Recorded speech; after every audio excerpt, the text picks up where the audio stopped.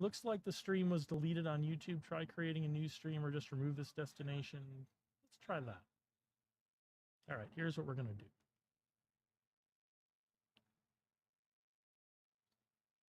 Remove. Delete the post. Remove.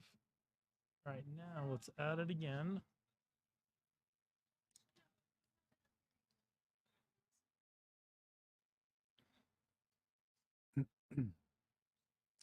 Take your time, buddy.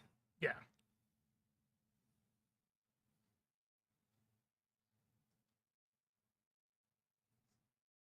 All right. Now let's try. Testing.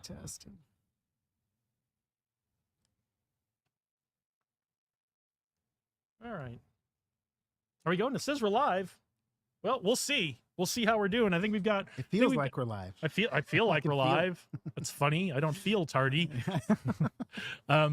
Yeah, so welcome to Live from Tech Alley. We're getting going a little later, but we wanted to make sure we had a fun guest, an interesting guest for you before we started the stream. And so let me get the preliminaries out of the way. We're live from Tech Alley. Tech Alley is the #1 tech meetup, tech community meetup, tech ecosystem meetup in Las Vegas. We're here in downtown Las Vegas, the corner of Charleston and Main at Taverna Costera. We're on their beautiful roof deck with a beautiful view in back of us of the Las Vegas Strip in downtown Las Vegas. If you're in Las Vegas today and you're interested in tech, if you're interested in AI, if you're interested in crypto, if you're interested in drones, if you're interested in coding, if you're interested in hardware, if you're interested in any of those things, come on down and see us. Lunch is free and we'll be starting in about an hour here at Tech Alley. So come on down to Taverna Costera and the surroundings and be part of the fun here, learning all about tech and getting to interact with tech entrepreneurs, tech investors, tech nonprofits, people who are just interested in tech here in Las Vegas. So we're going to start with our first guest now that we've got the preliminaries out of the way. We've got James Roop. He's one of the organizers of Tech Alley. He's been involved with it since almost the very beginning. And you are also giving a talk today, right? Yeah, actually, I'm giving a couple of talks. Tech Alley is now kind of bridged in with Journey NFT Gallery. And so I'll be doing an early talk at Journey from 1:30. And then we're going to carry all the way into 2:45 where my Tech Alley talk starts. And then teach until 4 o'clock. So we're doing a really big 3.5 hour block because a lot of people are starting to show more interest in blockchain. They understand that the technology is emerging and they want to learn how to engage with it safely. Okay. And so we're starting to get a lot more people in. So it's really exciting. So I'll be teaching self-custody, wallet production, and private yield and value preservation, because that's really the goal of what's happening here in the blockchain space is how can we store our value for 100 years where nobody can mess with it? And blockchain is starting to manifest itself as the way to do that. So what are you finding are the things that when people come to you, what are the questions they're asking? What is their interest? And then what are you finding as you educate them a little bit, their interest is becoming after they learn a little more? Yeah, typically their primary interest is what is it? You know, they've been hearing all over the news. They've been watching Bitcoin. They've heard of all these other networks, and a friend or friends of friends are telling them to do these things, and they want to understand it a little bit deeper. Okay. And so I've been in the space for about 9 years, researching Bitcoin, blockchain. I've looked at how these networks treat the money. And I'm going with old school, investors and financiers that say money will gravitate towards where it is treated the best. Okay. And so what I've thought is if I could find a blockchain that treats the individual and the money the best, that's probably where we're going to go. Okay. And so I teach people these basic concepts of value preservation, what makes things valuable, and how we can store them for the future. And that typically, satiates their curiosity. And then we go into wallet construction. And then we start building the wallets, and they start to understand the security between the seed phrases and restoring their backup, and then how the wallet works, and then how to actually get those assets. And now they're ready to engage into the blockchain space. They can start to do commerce there. They can start to store value there. They can start to vote because a lot of these chains are starting, or some of these chains are starting to actually have voting protocols and things like that, which allow people to communicate globally, which is really new. We've never been able to do this before. Yeah, I'm excited about that. I'm excited about taking old technologies or old ways of doing things and building a technology around them that's so secure we're willing to shift our old and tried and true methods that are low risk, because now we have a with the right technology, with the right protocols, it can be even lower risk. Absolutely. And that's just something we have to educate the world about. But you talked about the chains that'll be successful will be the ones that treat people the best, treat consumers the best. So what are the traits that the chains that treat consumers, that treat people the best, what traits do they have? They're very direct when the communication is peer-to-peer. So you don't insert middlemen. There's no inflated or changing costs. This frustrates people. And so if I wanted to send you money and it's a Tuesday and it's a busy time on the network and a fee is really high, and I'm like, hey, listen, Jason, can I send you that money tomorrow? Because the gas fees are so high. I just don't want to do it, right? This is not treating the individual well. This is pigeonholing the person into a position where they're going to debate on whether they want to do commerce or exchange. So I find that these things don't treat the individual well. So you want to have finite prices, right? When I communicate, I want to pay one particular fee always to do that communication. I don't want to be surprised with other fees. You also want to have a fixed asset class. So we want to have an asset class that can't be inflated or deflated, meaning we don't want to be able to print more or burn tokens. We see this in the American dollar. And what happened with the American dollar, when we can produce more dollars, we devalue the purchasing power. So if you go into asset classes that have fixed supplies like Bitcoin or Cardano, you'll find the volatilities there, but devaluing your purchasing power over time doesn't exist in this arena. And people are starting to realize that. And so when I have people that come to me, because I have different demographics of people, some people are curious, they're developers, but some people are retired and they're trying to preserve their value. And so they say, okay, well, I need to go in a fixed supply asset class that treats me well, gives me access to all my money and yields a return. And only certain blockchains actually have these capabilities. And these are the ones that treat people the best. So, I mean, I kind of glossed over them right there, bing, bing, bing, but it really does make a difference. If you have control of your money, it's yielding a return, it's a fixed supply asset class, and the network is growing. This is a magical combo that we haven't seen in history ever, because we've never created a new place to store value. It's always been based off of gold or the country's dollar or the government.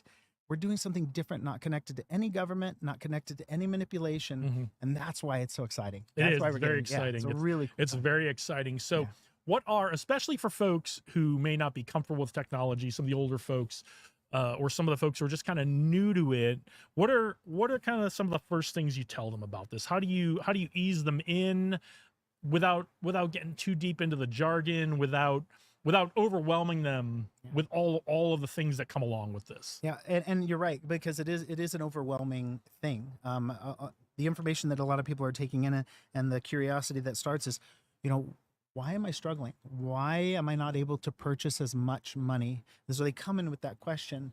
And so when you start to solve the inflation issue in their mind, when you start to explain value and what makes something value and what keeps something valuable, then all of a sudden a light goes off in their head and they're saying, okay, this is interesting. This is what I need. So I hope I answered your question, but that's really what they're looking for, is the solution to why they're feeling the way they're feeling right now when it comes to finance and money and value. Blockchain is that arena where we can actually pivot them and say, look, you've been doing it this way since you were born. Your mom did it this way. Your dad did it this way. Everybody did it this way. But technology is now giving you an opportunity to look into something different. And it is a little complicated, but I always talk to people about this too. How hard is it for you to get out your ATM card, go to the machine, you got to type in all these pins, you have to look at the screens. It's actually a process, and it's not as easy as you think. It's just what you're used to. And blockchain isn't any more complicated than that, but it is a new process that we have to get used to. So I try to ease people in with basic concepts of, this is going to protect your value. This is going to protect your voice, your vote for the future world that's emerging, which is an all digital world. And that usually helps them kind of calm down a little bit. And then we start walking through the basic processes and security, and then they line right up, and all of a sudden we've got new people ready to enter this space. Yeah, one of the things that's been great about the United States is, for a couple of 100 years now, our system has been so stable, and we've had such confidence in our stable. Most people haven't had to have a conversation about how money really works, right? How value really works, and how trust is a part of that. Yeah. And so now it's great because we're getting to have that conversation with a whole new generation of people, right? Not just in business schools where we have conversations about how money really works, right, but everyday people are getting the opportunity to have that conversation about how money really works again. And that's what blockchain is giving us, giving people a chance to understand that and make their own choices. Right. So, but trust is such a key component of that. Right. And people are probably still getting caught up on, Bitcoin Bitcoin is about, the idea is about 20 years old now, and the implementation is about 15 years old now. And people, I think, are just getting caught up on the beginnings, right? They're hearing about, so what's changed since Bitcoin came on the scene as an actual chain, and how have different chains, different providers, how have they built trust over the years? Yeah, and I think that is one of the key important things is trust. Right now, the systems that we have, everything is siloed, and so there's less trust. And so this is why the networks are starting to proliferate, because you don't need trust in these networks. But one of the things to understand is that these networks provide transparency. They provide the ability for people to communicate peerlessly. And so when you couple those things with money, all of a sudden you have a new freedom that we really haven't seen before. And so the big curiosity is for people to really just understand how money works. And nobody really understood that until recently. Data came out and started to reveal things. 20, 30 years ago, they weren't really using charts as much as they are now. Now, charting data, calculating data, public data is everywhere. It wasn't like that 20, 30, 40 years ago. And it was more news-based, it was more emotion. Now it's highly technical. And so it's easier for people to see the truth in money. And so that's why we're having the conversation now. That's why we didn't have it before. We didn't have the knowledge to lay out the data and say, wait a minute, this doesn't seem to work to my benefit. Why am I doing it this way? And that's really how we can get things going, is all that information. Well, and there was also nothing to compare it to. Nothing right? to There was, you had right. the US dollar and you had foreign currency, and they all kind of worked the same way for We've the been most doing it part, over and over and with over. with a couple of exceptions of countries that kind of fixed their currency, Right. Well, instead of letting it be control, right. instead of letting it be a free market on their currency. So you didn't have any alternative. Now we have alternatives. We can test out, and we can watch all of the different monetary theories that academics have come forth with and over the last 100 years, and we can see them all lining up and compare them to each other. See how they fail, see what troubles we have. And what we're realizing is, with all of those monetary systems, now that we have so much more data, we really can do concrete comparisons. And when you have the infrastructure of a bank, and you have the employees, and you have the retirement, and you have the sick pay, these are costs that constantly bleed the bank's profits. And so they have to keep charging to keep their infrastructure going. Blockchain's not like that.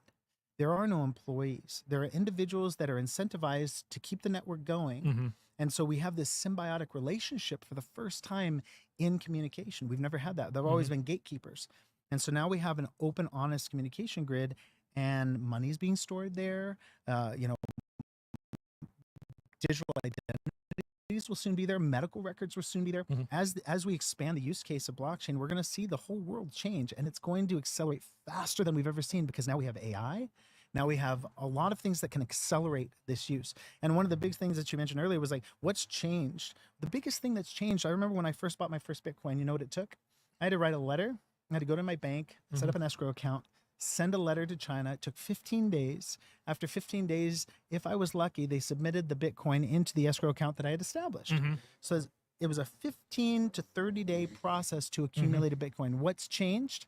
Now every single person can pick up their phone, get an app, and have Bitcoin in their phone within a minute. It's minutes. And so this has changed substantially. So onboarding has changed. So why was it difficult to get people on before? Well, there weren't any onboarding ramps. Now we have tons. They're everywhere. PayPal, Cash Apps, Coinbase, Binance, Gemini, Kraken. They're all there, and they're all onboarding people constantly.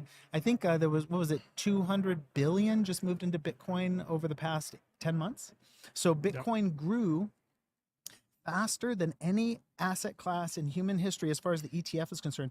There was a graph that showed gold, and it took gold 8 years to accumulate the value that Bitcoin accumulated in 1 year. So that should tell you something about where money is migrating. And all of the smart people in business, VCs, and the individuals that are keen on this, they're saying, you follow the money. And right now we can see $900 trillion is starting to migrate out of our current ecosystem, riddled with monopolistic attitudes and infrastructure costs, and they're migrating that value into a streamlined global free communication line, which is cryptocurrency and Bitcoin. Bitcoin for value preservation, probably Ethereum for a lot of commerce, and then Cardano, the way I see it, will be like a global voting, value preservation environment for more utility, where you would keep your money at home. And if you want to play, you take your cash out, right, and then you go play at Disneyland. Well, I think Ethereum is going to be more like a business VC environment, because there's no fixed supply in Ethereum, which means eventually they could decide to print it You can make down. the pie bigger, which is what a lot of business people, the first thing we teach, like literally the first class in business school, is always accounting. And they always talk about, in business, you're trying to make the pie bigger. You're trying to get past a fixed supply of money, right? Yeah. You're trying to generate more value. So I want to go back for a minute, because you talked about there are incentives that incentivize, poor sentence, but I'm going to say it that way anyway. Incentives that incentivize people to help maintain the network, to be good actors, to be fair players in the network. And these incentives must be working, because people who have a lot of money and are doing things that require a lot of trust and validation and verification are moving both their money and their business processes into blockchain. 100%. So what are some of the incentives that get people to help manage the blockchains and be good actors and fair players? Because I think the idea here is we want to move to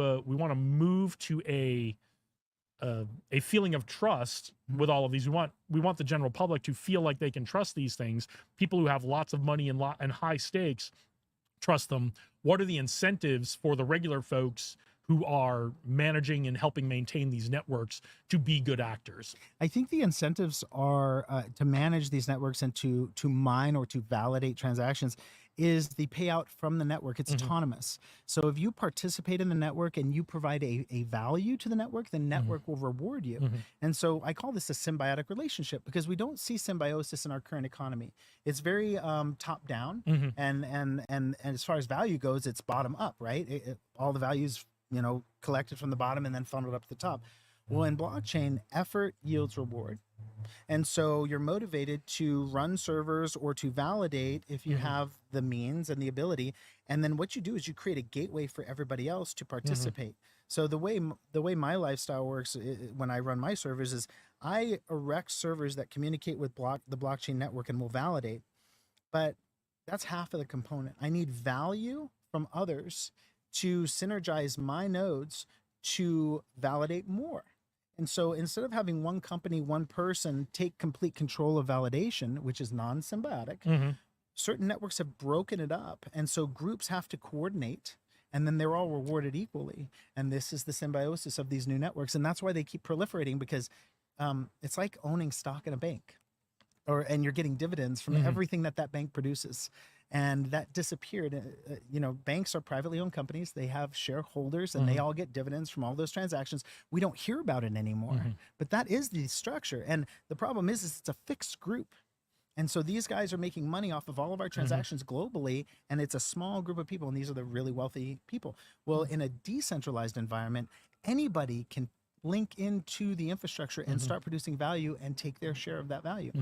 This is the future, where we don't have any top-down control and we don't have any bottom-up value sent to the top. It's all evenly distributed based off of the efforts of the individuals. It's revolutionary. Yeah. It really is. So going back to the idea of trying to build trust in these networks, the decentralized nature of it, you would think, would be chaotic and would make it less secure. But that's not true, right? So, so tell us why the decentralized nature, which is very egalitarian, takes it out of the hands of the banks. Tell us why that also makes it more secure. It's well known over software that open source software is far more secure than closed software, because you have more eyes on it. You have more individuals that are poking at it and finding vulnerabilities and fixing it. And so let's say you had 1 million people that were putting their value into a network, and then let's say 1,000 were high-end developers. Well, if that 1,000 out of that million have their money in there, they're going to be looking at the code all the time. They're going to be searching for vulnerabilities. Why? To protect their value. But in essence, that transfers to the entire group. Everybody's value gets protected because of the efforts of all the individuals using it. And so open source software has always proven to be far more secure than closed network software. And there's also, because of the nature of the nodes, right? And where information is stored and how information is stored in multiple places. Tell me if I'm getting this right or getting this wrong. This is my understanding. let's use Bitcoin as an example, Sure. right? There's a number of servers all over the world Mhm. that all have copies of the blockchain. Yep, the And if any ledger. one person tries to go back and change one of those entries, all the other servers say that doesn't match with what I remember. Correct. So that kind of provides some checks and balances against bad actors who are trying to go in and take advantage of the decentralized nature. Right? And that's exactly how it works. It's just a ledger validation. Everybody has the same ledger, Mhm. and if you have the rights to change the ledger, the rights will allow that data to proliferate through the network Mhm. and then become the new information. But if you don't have the right, the data is simply rejected and it doesn't fit into the piece. And so it really is a very unique environment where it becomes very difficult to change anything without the proper authority. And I think this has been the biggest problem with all of our data. All of our data has been siloed in environments, and all you had to do was have one hacker get in, and they'd Yep. have access to 20 million people or 20,000 people, Right. depending on what the database was. And now it doesn't matter. All of that can be wide open, spread out. And now you have to crack every individual one at a time. There's no more siloed environments, or at least that's what we're trying to produce. No more siloed environments of data. And once that happens, now an individual to compromise the information, they have to compromise each individual to do it. And so And- it makes and- things a lot more secure. And not only do they have to compromise each individual to do that, they have to do that in seconds or minutes. And they they'll can't take hours or days to do it because Once the- you know, you because can change. the network is faster than any human saying, hey, this doesn't match, right? So they could keep sending in all this data, and if it doesn't fit, it just keeps getting rejected. Yep. It doesn't slow the network. It doesn't Yep. spam the network. It doesn't break the network. It just rejects. And so, it's funny because when you really understand how this works, you ask yourself, why haven't we been doing this sooner? This is really a much better way. But you have to understand, we didn't have the sophisticated supercomputers in our Yeah, pockets. we didn't have 20, we just 30 years didn't ago. have the ability to do this. Right. And so now, just like when we first invented cars, they had these wheels and there was no storage, and now we have SUVs. Now that we have the car, we're like, hey, look what else we can do Yep. with it. And that's what we're going to start to see with blockchain and Bitcoin. We have the technology and it's not being utilized completely, but they're starting to. Yeah, so And so- take us on that walk, right? Because Mhm. I think just about everybody's heard about money. Mhm.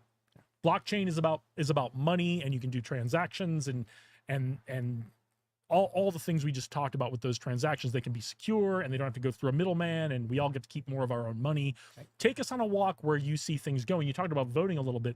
If you're following blockchain at all, people are doing contracts on blockchain. Sure. Take us on a walk of what the realm of the possible is, and what are you really excited about to be able to do on blockchain in the next 18 to 24 months, and then like on a 10-year frame. Yeah. Gosh, it's a whole new world that we're walking into now, and it's accelerated by, biomechanics, AI, blockchain. And so I think it's going to be radically different. I think you will be known wherever you go. I think your access, the way you access things in the world will be far different. It won't be passwords. You're going to have some sort of token Mhm. or some sort of value, and that token can be linked to multiple different tokens that prove your identity Mhm. that have been vetted from other sources. Like, let's say UNLV. UNLV knows you went to school, they issued you your graduation certificate. Right. That graduation certificate can serve as a portion of your identity. Right. And then your movements throughout the day could actually serve as a portion of your identity. And so I see the technology converging on a way that just allows us to seamlessly move through our environment with all the bottlenecks that our Mhm. current computer systems cause, with logging into passwords or resetting a Mhm. password or how to do that. It's all going to be controlled by you, and everything will always work. And so it's going to make the world a really interesting place where we can just do more quicker and get rid of a lot of the friction Mhm. that we see in communication and commerce and the economy. Cool. So we talked a lot about identity. We talked about tokens and things being out on servers. I think some people watching might be saying, what does this mean for my privacy, my right to be forgotten, those kinds of things. Tell us how the blockchains, what are some of the methods that people are using to address some of the privacy concerns? I think if we were going to focus on privacy, we would really keenly look at a network called Cardano. Okay. Because Cardano is working on a global standard, a DID standard that's accepted worldwide. And this standard allows you to create an identity token, store data on it, whether it be medical, history, your bio, whatever. And you can actually sign to choose which data is released. And so you can do anonymous transactions. You can do a transaction with your doctor and say, hey, I'm going to give you my medical record for 24 hours. You can review it, and then it'll kick back to you. And so instead of having your data just out there, you're going to be able to control what gets out there and when. And so privacy is going to be a big component, and certain networks are working really hard on that. And I think Cardano is probably one to watch because they've come up with a voting protocol. So now people will be able to vote, and it will be public. You can see your vote and you can count it with all the other votes, and every single individual can prove that their vote is there, and you won't be able to have any fake voting. But the way they're setting it up is also nobody else will be able to see how you voted. Voting polls should be open. Yep. Yeah, and you should have the choice to whether you want to say, I want to make my vote known or I want to make my vote anonymous. Yep. But I believe polls, as far as the tallies are concerned, we won't know the individual. Absolutely right. Yeah. But voting polls will and should be open. And I think one of the biggest bottlenecks we have, because we have voting right now, is digital identity. You can't have voting without identity.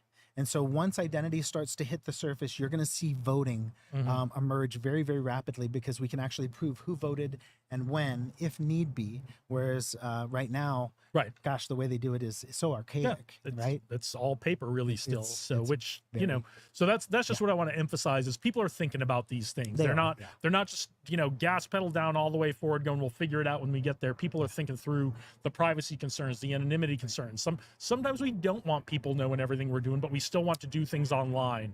So I'm glad people are thinking about that, and we're gonna figure it out like most things. It's a brave new world. So what can people expect in your talks coming up later today? Basically today I'm going to be talking about money theory, value preservation, and we're going to pose the question, how do you store value for 100 years without it disappearing?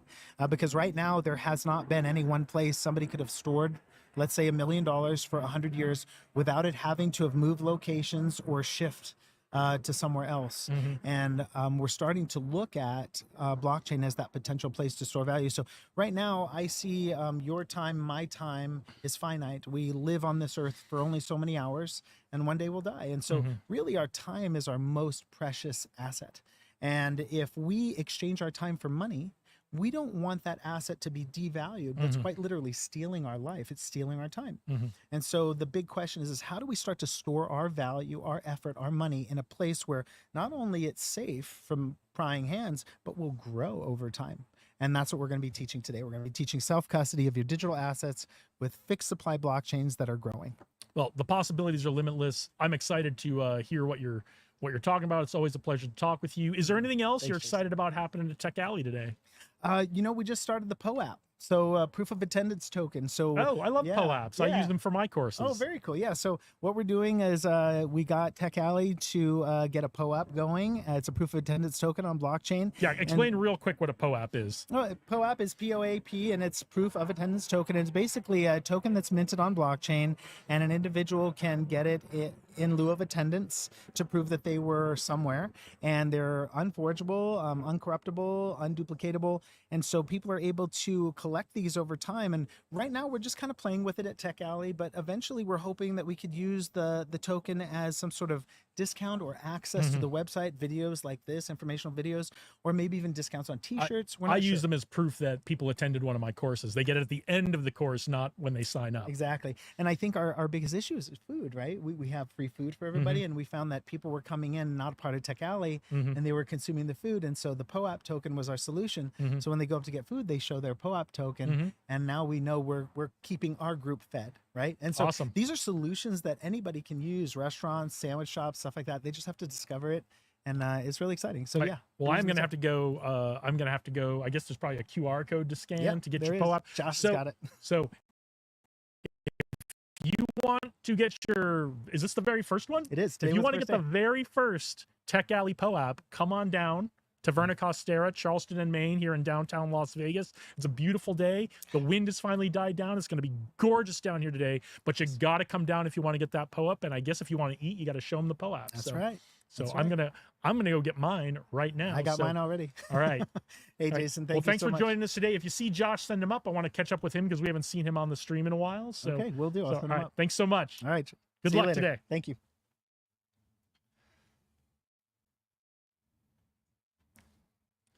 All right, well, that was James Roop. He's doing 2 talks today. Just he gets more and more ambitious every time we come down to Tech Alley. So, yes, you've got to get down to Tech Alley if you're in Las Vegas, or if you're not in Las Vegas, but you're going to be here in the 3rd Saturday of every month in the future. Come on down, whether you're interested in tech, whether that's AI, whether that's crypto, POAPs, drones, hardware development, software coding development, entrepreneurship, investing. Come on down to Tech Alley. We are going to take a little break here, so you're going to see a blank screen for a little while, but we will be back. So hang out, and I am going to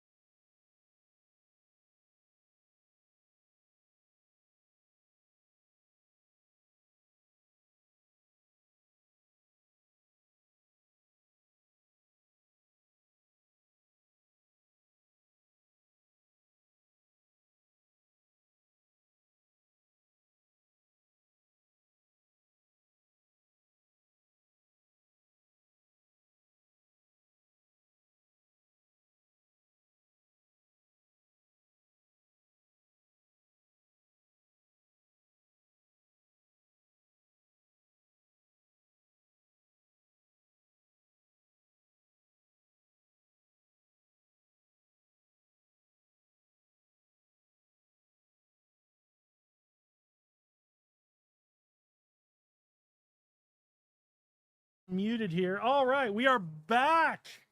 We are back with a good friend of ours. We are back with Martin, and we want to get all the updates on his startup. I think you were here with us last month or maybe 2 months ago. So last month. So we're still doing Gulp It Out, huh? Absolutely. So tell us all about it. Gulp It Out. Well, Gulp It Out is a peer-to-peer knowledge sharing platform where we're focused on self-introduction videos. Like, to me, that's the best way to connect with others, is to learn who they are right away without cutting through all the nonsense that people don't want to, right? They don't want to like read a long bio, even a short bio. They don't want to read it. They just want to look in somebody's eyes, like read their body language to see if that's somebody they want to connect with. And so that's what that's the basics, the core base of my platform. And since we last spoke, I came up with how to deploy that. Okay, Because, that is new. so it is new, because it's not easy, you know, like people do understand, like, oh yeah, okay, self-introductions, but how is that going to help them, and how is that going to help with what they're trying to pursue? So let's talk a little bit about how this started out Okay. and then what it evolved into, right? Because this started out not terribly different, but you had a different vision when you started a few years ago with this. Yes, You absolutely. need to keep this closer to you, though. Yes. It started off as more like a B2C, more like a social thing, where like you could find others in a community of like-minded people who are there to help share knowledge. Because I guess the core of why I'm developing and building Gulp It Out is I want to democratize how we share knowledge, and I want to decentralize how we view expertise. Right. You know, because then a lot of our old traditional ways, how we acquire knowledge and how we view expertise, I feel like there's a there's sort of like a how would I say it?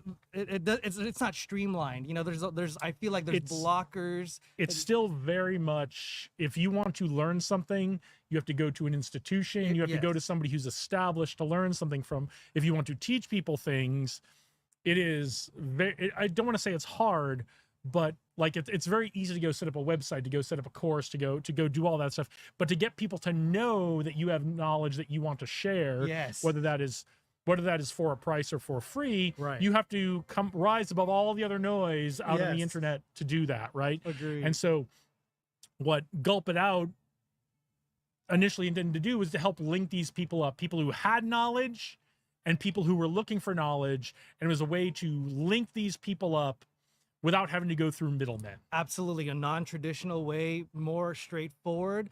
And how we do it in real life is like we introduce ourselves to others, just like here at Tech Alley, right? In Tech Alley, we're here to network. A lot of people are here to meet other like-minded people to see if they could acquire knowledge and exchange ideas. And I want to, and I'm streamlining that on my platform. And how we do that is through personalized self-introduction videos, 30 to 60 seconds long. You just introduce who you are, what you're about, what you're trying to accomplish. Then people in the platform will be able to search and watch your intro video. It's a combination. It's like LinkedIn and TikTok had a baby, right? So instead of like a still image and like a bio and like a resume where people have to read, people could just immediately start watching watch an intro video of who you are, what you're about, and if they like you, if they're interested, if they catch a vibe, I'll be able to link you up just like a FaceTime, and you could have a conversation right then and there without any of these blockers or to that kind of deny you to get in touch with somebody. Now, when I go record my intro video, which I still need to do, I'm a little behind on that, helping Martin out with this, but I need to do that. When I go do that, do I need to go tag that video about what I'm all about? Does the platform understand what my video is saying, and is that how it matches people up? What's going on? A little bit of the nuts and bolts of how you match people. Absolutely. Well, that is all because we're at evolving. Tech Alley, so let's talk about some tech. Okay, sounds great. Great question. That's all evolving and refining right now. I'm getting people to understand the value of introduction videos. So I'm just getting people interested in creating an intro video, but then the matching Mhm. is evolving. So yes, you'll be able to tag your interests Mhm. where people could search and discover who you are. For like you, Jason, you'd be able to put entrepreneur, veteran, business owner, whatever, Internet right? blowhard. Right.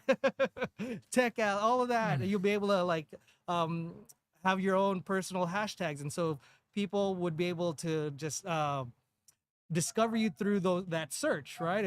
If they type in Las Vegas veteran entrepreneur tech, and then you would be part of a feed of people that fit your profile, and they'll be able to watch different intro videos like yourself and others. And that's the TikTok like part of it, That right? is the TikTok is you just part get a of it. feed and you watch the video, you can scroll You to the could next just keep one, scrolling and scroll to the learning next new one. people, discover who they are by just watching them introduce themselves until you feel like, oh, this is a person I really want to collaborate with, or I have a question that this person may have an answer to, and I want clarity right away. All right. So before we tell people how to get there and make their intro videos, what makes a really great intro video on your platform? Simple, actually, is just be personable and share a quick story of who you are and what you're about and what you're trying to accomplish or how you want to help others. It's pretty much you're just sharing your personal self, because then through that authenticity and your genuineness comes out, and I feel like that's what people want. They want to know who you are first before they want to, before they want to be invested in what you're trying to sell. Okay. Right? So who have you got on the platform right now? I know you've got a bunch of people who've done intro videos on the platform. So who have you got right now? Right what kinds of folks? We don't need to get into names. We can if you want. But. Just early adopters right now. Obviously some family and friends, and just early adopters who are currently not shy, who want to share who they are to the community and provide value and tell them like, oh, this is who I am, this is what I do. If you're looking for this, I can help you do that. And so right now it's just people who are not shy right now. Awesome. And I don't think we talked about it last time you were on. You come from a photography background, but you're also a veteran. I am. So tell us a little bit about how your experience in the military and as a veteran led you down this path to creating this platform. Oh, okay. Perfect. Yes, I was in the U.S. Navy as a naval combat photographer from 1998 to 2004, and I learned so much. That was definitely a growth experience for me, and I learned so much, not only what I'm capable of, but also learned like how to value others, and how putting myself out there and helping others will help me back. So through that, it kind of shaped like my focus in wanting to do more of that, and how I could do more of that, how I could give back more was to be like my own, to have my own business, because then I could prioritize a certain time and effort into helping others if I had my own, if I could control that. So as a combat photographer, I loved it so much. I continued to do that professionally after getting out of the military. Been doing it for over 20 plus years now. It's been my passion forever. And through all those experiences, it helped create a new passion. And that new passion is creating Gulp It Out. I could see how I could give back more by... Yeah. One thing about the military, if you've never been in, there's no shortage of people who are willing to come to you and say, listen, youngster, you're doing that. There's a better way you could be doing that. And I think that's some of the genesis here, right? So you have something you want to talk about here. Let's hold that flyer up, hold it up for the camera there. Something quick. So Sophia, would you hold this up right in front of the camera? Yes. Let's get that real close to the camera, right in front. Closer. Stop.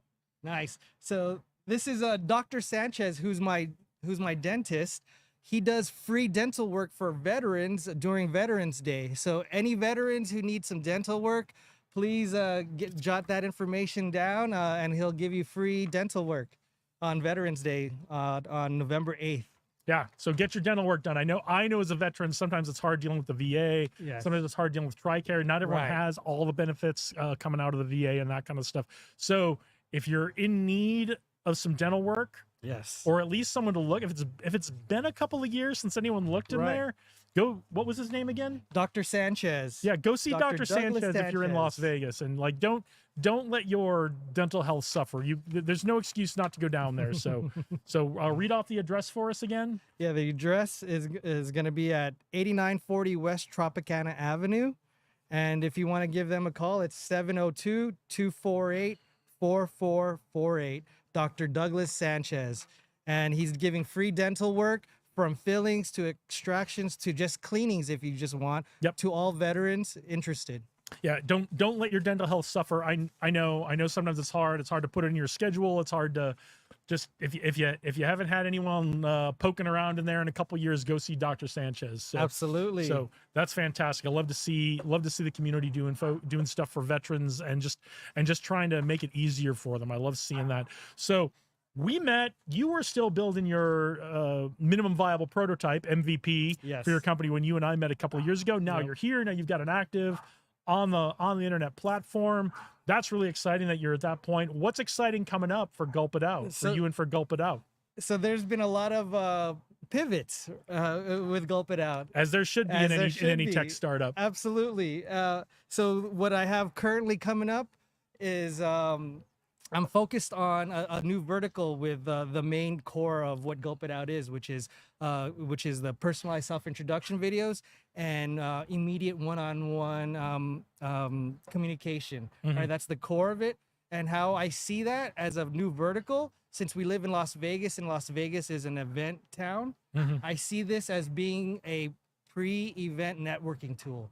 Okay. So how I'm going to deploy Gulp It Out is for events like Tech Alley, right? Mhm. You'd be able, like attendees, organizers, and vendors would be able to create an introduction video prior to the event starting, Mhm. and then people like attendees would be able to go to that link and start learning who are the attendees, organizers, or vendors are Mhm. prior to attending the event. So when they do attend the event live, they already know you. So like, let's say we didn't know each other.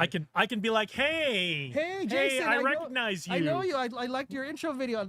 Let's connect because I already know what you're about. Yeah. So it's more intentional. Which is one of the most frustrating things about events, especially if you're going to an event by yourself, is you don't know You don't anybody know there, anyone. and now it's like, oh, you gotta like, even like I'm an extreme extrovert, and even I have to be like, okay, I gotta go talk to some of these people. I gotta jump in, but if you already know some faces and names, that's great. Is Right. that ready to go now? No, that's actually we are me. Sonny Clark is my CTO, and that's Mm-hmm. what we're currently developing. We are developing it to be more as an event like we're deploying it first as an event Mhm. as an event platform, but Mhm. then the verticals from that core experience that I was talking about. Mhm. There's so much. It could be. There's so much. Well, I think there's incredible room, and we need to get you connected up with Dave Berlin. But I think even with what you've got now for Gulp It Out on the platform right now, there's probably a great way we can incorporate your features that you can do now with Global Entrepreneurship Week coming up in about a month. So Global Entrepreneurship Week is the week before Thanksgiving. It's all over the world, but it's also here in Las Vegas. There's going to be all kinds of events. So let's get you connected up with Dave and see, get a maybe we can get a little demo and put our heads together and see how Gulp It Out can be a key part of helping people get ready for Global Entrepreneurship Week. 100%. That's another reason why I'm here, because I'm gonna speak to Josh Levitt to see if this could be also a thing for Tech Alley. So for the next Tech Alley, maybe future attendees, they could get to learn who they are already prior to Yeah. attending the next. How great would it be for before every Tech Alley to get every already know. speaker to give the 30 seconds of, I'm going to be at Tech Alley this is what Saturday. I'm This is what I'm going to be doing." talking about. This is why you want to come by, and we'll see you Absolutely. there. Right? That's simple. 100%. That's simple, Simple. guys. Super simple. That's simple. So, all right, tell everybody where they can find Gulp It Out and where they can find you. Yes, you could find you could actually create your own personalized introduction video at beta.gulpitout gulpitout.com. So it's beta.gulpitout.com, and you could find me on socials at msf.captures, which is like my photography page, but that's where I'm more active because photography is my is my day job. And you can also find him at Tech Alley just about every month on the third Saturday of every month down Absolutely. here in downtown Las Vegas at Taverna Costera. Lunch is Or- going to be yep. starting soon. If you're in Las Absolutely. Vegas, get on down here, get signed in. You need to be signed in to get lunch, so don't just kind of sneak in and try to grab some lunch. That's new this month. So if you've been here before and you're saying, Jason, you don't know what you're talking about, I'm telling you it's new. So, but come on down to Tech Alley. And if you're not in Las Vegas today and you're going to be here the third Saturday of the month in the future, or you're thinking about coming to Las Vegas, come on out for the third Saturday of the month. Come down, get all the stuff on developing apps, developing hardware, drones, crypto, AI. Come on down to Tech Alley, Martin. It's always great to see you. Pleasure. We will Thank see you, you at Jason. Tech Alley in the future, and we will see you Absolutely. at all the startup events coming up. Absolutely. All I right. appreciate you, Jason. Thank Have a you. great Thanks, day. guys. Bye-bye. You too.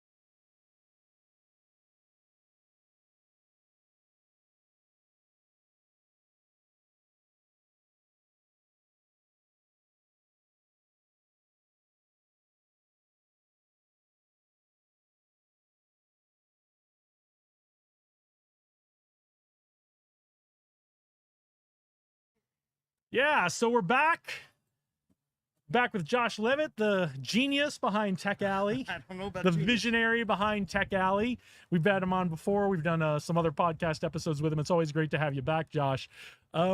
We are through the morning Yeah. of Tech Alley, so some new things going on this month at Tech Alley. Tell us a little about the new things. James is already up here telling us a little bit about POAPs, Yeah. but yeah, tell us what's new at Tech Alley this month. So yeah, you're right. It's going by fast. Right. We got here at 8:00 Yeah. because there was we're part of Startup Week, and so we decided to host a early morning like networking, coffee, and breathwork session, just to Oh, kind of get very everybody nice. sort of engaged. So yeah, a local business here provided that, and Is that going to be a regular thing? No, The I don't morning think so. breathwork thing? I don't think so. Okay. 8:00's a little early for me as well, but we thought, in the spirit of Startup Week and bringing new folks into, Yeah. the space, let's try something different. So yeah, it was.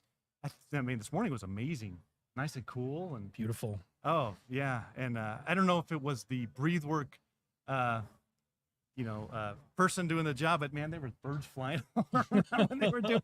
Yeah, so it was a really neat sight to see. But yeah, Tech Alley this month, I think we're trying a few things. Number one, I updated the Tech Alley website, Okay.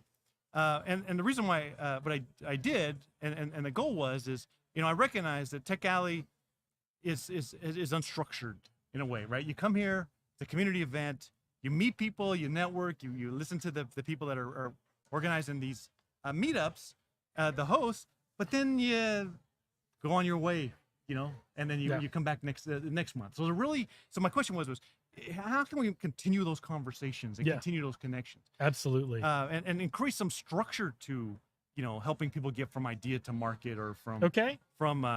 introducing themselves into a career, or a technology into a career, Mm-hmm. and just kind of keep the conversation going. So yeah, we put together a new site that has the groups, and Mhm. the organizers are the administrators of those groups, and we got discounts for folks. We have Over $1 million worth of discounts million on the worth Tech of- Alley yeah. website. and people use it. I actually get an email whenever it says, "Hey, somebody signed up for this thing." I go, "Oh, that's Awesome. cool, Fantastic. I hope they used it well." And it's all it's all free. And then we're partnering with Kurt and his Mhm. Fusion 42 Oh, yeah. to help people that have those ideas to get to that next level, if it's market, or so on. And we're trying to figure out ways to track, because I want to make sure that we're making some sort of impact. And we're also looking at doing some business association parts to it, to make sure people have access to certain resources, or discounts, or something. Again, how do I go from, if I have an idea, or if I just have in a business, how do I stabilize it? How do I scale it? What do I use if I don't even know what I need to use yet? Yeah. How do we get beyond an event where people come and have a great time and get to know each other? Right. And how do we get to where we're making an impact on people's businesses? We're making an impact on the ecosystem here, and growing the ecosystem and making the pie bigger for everybody. And what I tell you this, what I love about running a nonprofit, and Tech Alley is a 501c3, Mm-hmm. is that I don't have to go to shareholders and say, "Hey, everybody, look how much money we made." Yeah. I go to my board and I say, "Look at the impact we made. Mhm. Look at the cool things that we were able to do." And what that means is we have the opportunity to do things that either haven't been done, or try to push the community into a certain direction by Mhm. introducing new ideas to it. Again, even if the payoff isn't financial, which none of it is, but it's simply to say we're bettering the community, or we're helping out the folks that participate. And so I always challenge folks, they come up with something different that we can try. And this month, and I think moving forward, we're gotten to the POAP Mm-hmm. idea. Yeah. And for those who don't know what POAP means, that stands for Proof of Attendance Protocol, and it sits on Web3 Mm-hmm. and blockchain, and it's basically a token that has some sort of artwork on it, Mhm. just for decoration. I mean, it's not of any value. Right. But you scan a QR, and that now is assigned to you, that you can stick into your wallet. And so now you can say, all right, well, I was at this event. You can use it as a collector's item. Mm-hmm. Ideally, I want to see it be used as some sort of entrepreneur currency, so I can go to like Taverna here, Yep. and get a discount, or Yeah. or what have you, trade it up. Who knows? But I said, all right, well, here we have it. We have 100 to give away, and you folks that are using this POAP, give me some ideas. Yeah. Let's come up with something, because I like that. Number one, it's going to introduce people to the Web3 space, which I think should explode, and we want creative folks to start Which we participating in lost that. the bubble on a little bit as AI came in a couple of years ago. Everyone got real excited. Everyone was excited about Web3 and virtual reality and that kind of stuff, and then all of a sudden everyone was like AI, Yeah. and the discussion shifted away from Web3, and I'm really excited to see the discussion shift back to Web3, because Web3 is going to be an absolutely critical component of how we all work together and collaborate in the future. 100%. And so that's what I say. There's so many opportunities. Well, let's at least get people introduced to that space in some way, so that maybe they go, okay, wait, this could really solve this for me, or maybe I Yeah. could make something here. I mean, I heard something, and I don't know if it's true or not, but I was told that the exchange rate is cheaper than credit card fees, and so some businesses are going, well, I'd rather take a cryptocurrency. Mm-hmm. And pay the exchange rate than have to pay whatever Pay the gas fees on crypto than paying the credit a card fees. 2.9% credit card fee. Right. And you know what? And Works I think for me. And I think about this too. As a business person, those charges really pile up. They add up. And It it's a doesn't sound variable like a lot, charge. but yeah, and you got to count that in for your pricing and your bottom Yep. line, and it could.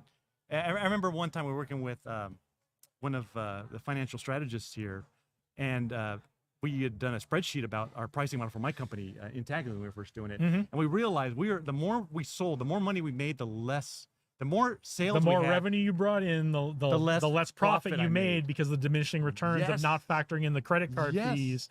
And a lot of businesses go through that.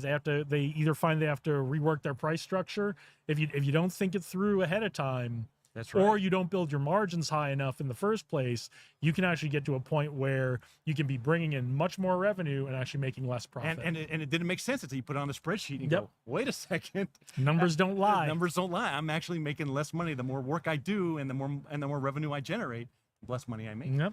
So anyway, I thought, well, that's a pretty interesting use case. I wonder, if that's true, and so on, when it comes to the blockchain. But outside of cryptocurrency and outside of art, Mhm. I think there's a lot of practical uses for it, and I love James- to challenge the community. James that's was in it. up here telling us all about what he sees coming in the Oh yeah, in the future years with the abilities that blockchain will give us. So.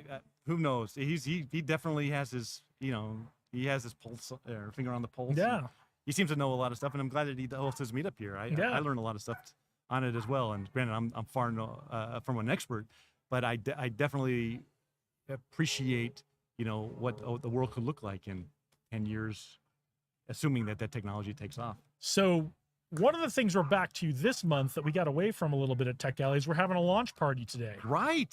So tell us about Oh. the launch party. So I don't know if you remember the roots of the launch party. I don't. So tell us that story first. So a few years ago, there was some high school students, and they were coming to Tech Alley and using it as a mentorship thing. They were talking to people in the space, and they had this mentorship app idea, and they built it and MVP, and they're like, all right, well, what would it take to actually launch a business off of this? So they were talking to Kurt and talking to other individuals, and I think they had probably 10 mentors. That was Zach and his crew, right? Yeah, It's one of the very first early Tech Alley success stories of impact in the community. Yeah, and so they probably had like 10 mentors, and so then they launched their product, and I heard about it. I said, well, if you launch your product, you need a launch party, and so we hosted a launch party for them up here on the rooftop of Taverna, and 60 people showed up, and it was a lot of fun, and these guys really appreciated this, and and I had heard a few times, and this what led into this pledge that I had. I said, you know what, if any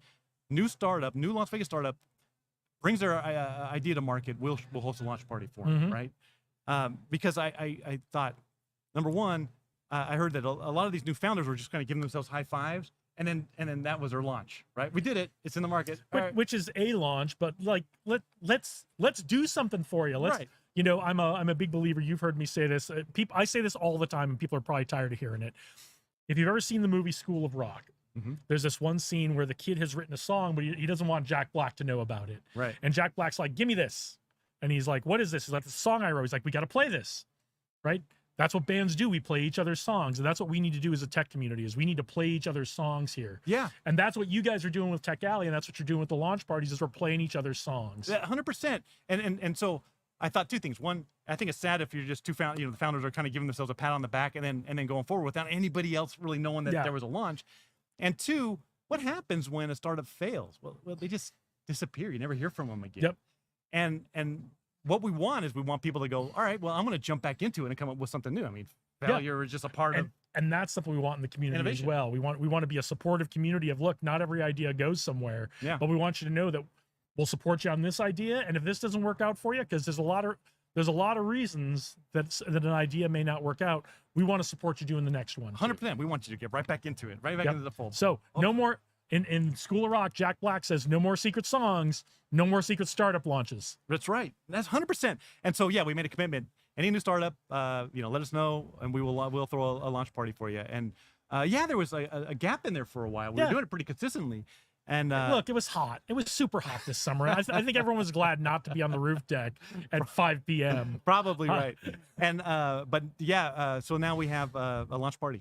Okay, so who are we doing a launch party for today? So it's an interesting story.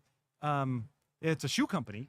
Okay. And it is one of the products that was under, Kurt Walker. I do, of course. We Kurt- all know Kurt Walker. Yeah, We're going yeah. to try to get him up here today. Kurt Walker, who's got my money. Yeah. And he can probably share a little bit more details about it. But I actually find it really interesting, the story, or at least the concept of it. But he was an investor in a startup, and from my understanding, it didn't do as well as they did. So the investors took over, Mm-hmm.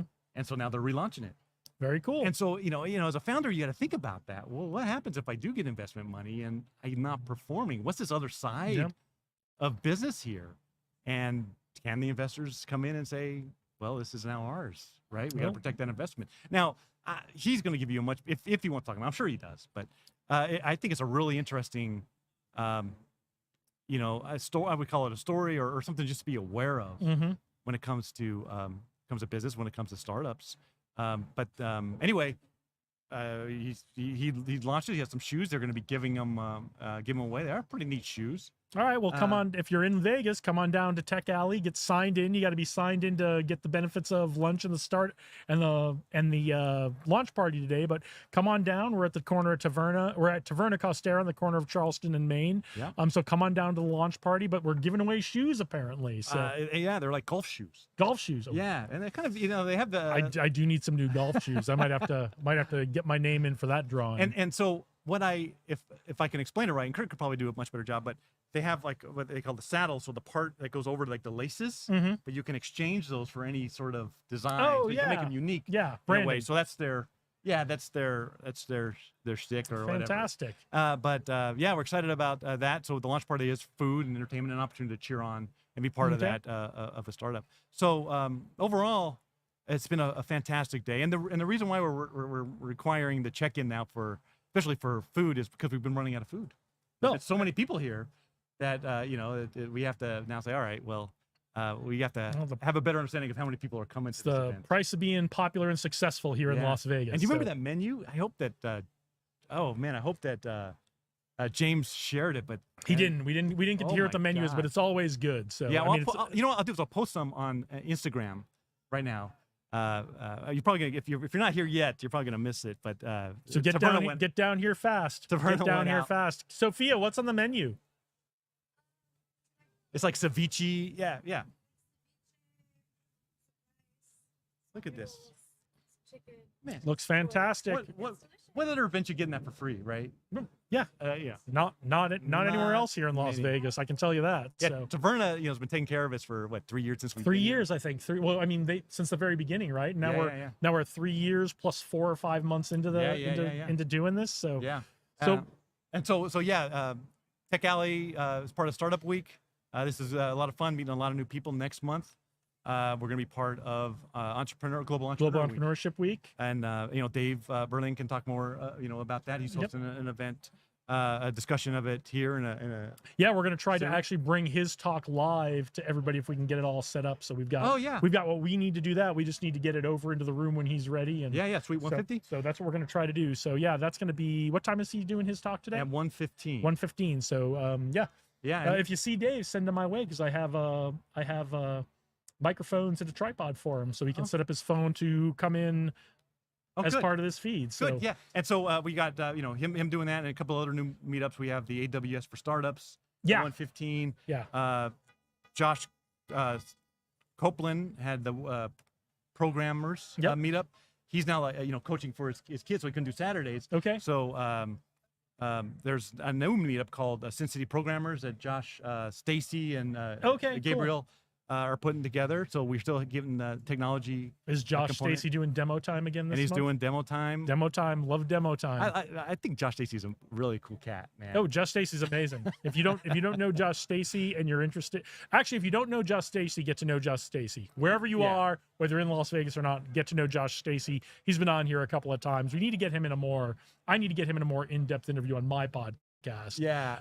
But and especially if you're interested in tech, entrepreneurship, investing, get to know Josh Stacy. Yeah, So, yeah. And we got the hidden truth, I think, is of SEO again.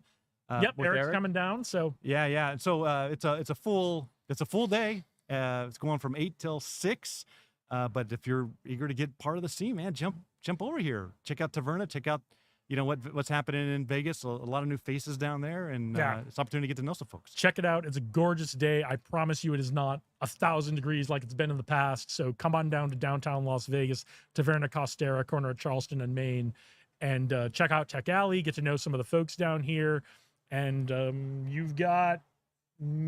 bet you've got maybe 20 minutes before the food is gone if you want to get down here for lunch. So All right. 20 minutes on the outside. So Yeah. so Josh, always great to see Oh, you. thank you Thanks for for doing joining it. us. Thank I'm you for glad letting you're us doing do this from your event today. So thank you for being here. I think that people enjoy it. I enjoy watching it. It's we're getting a lot more viewers than we're used to getting on this. So I think we're doing something right. well, I So- share my channel on our YouTube channel just Yeah. because it's you do some really good Yeah. interviews, and I like So- to watch them. Well, All right. thanks for letting us be a part of it. Get to the good people. right. All right.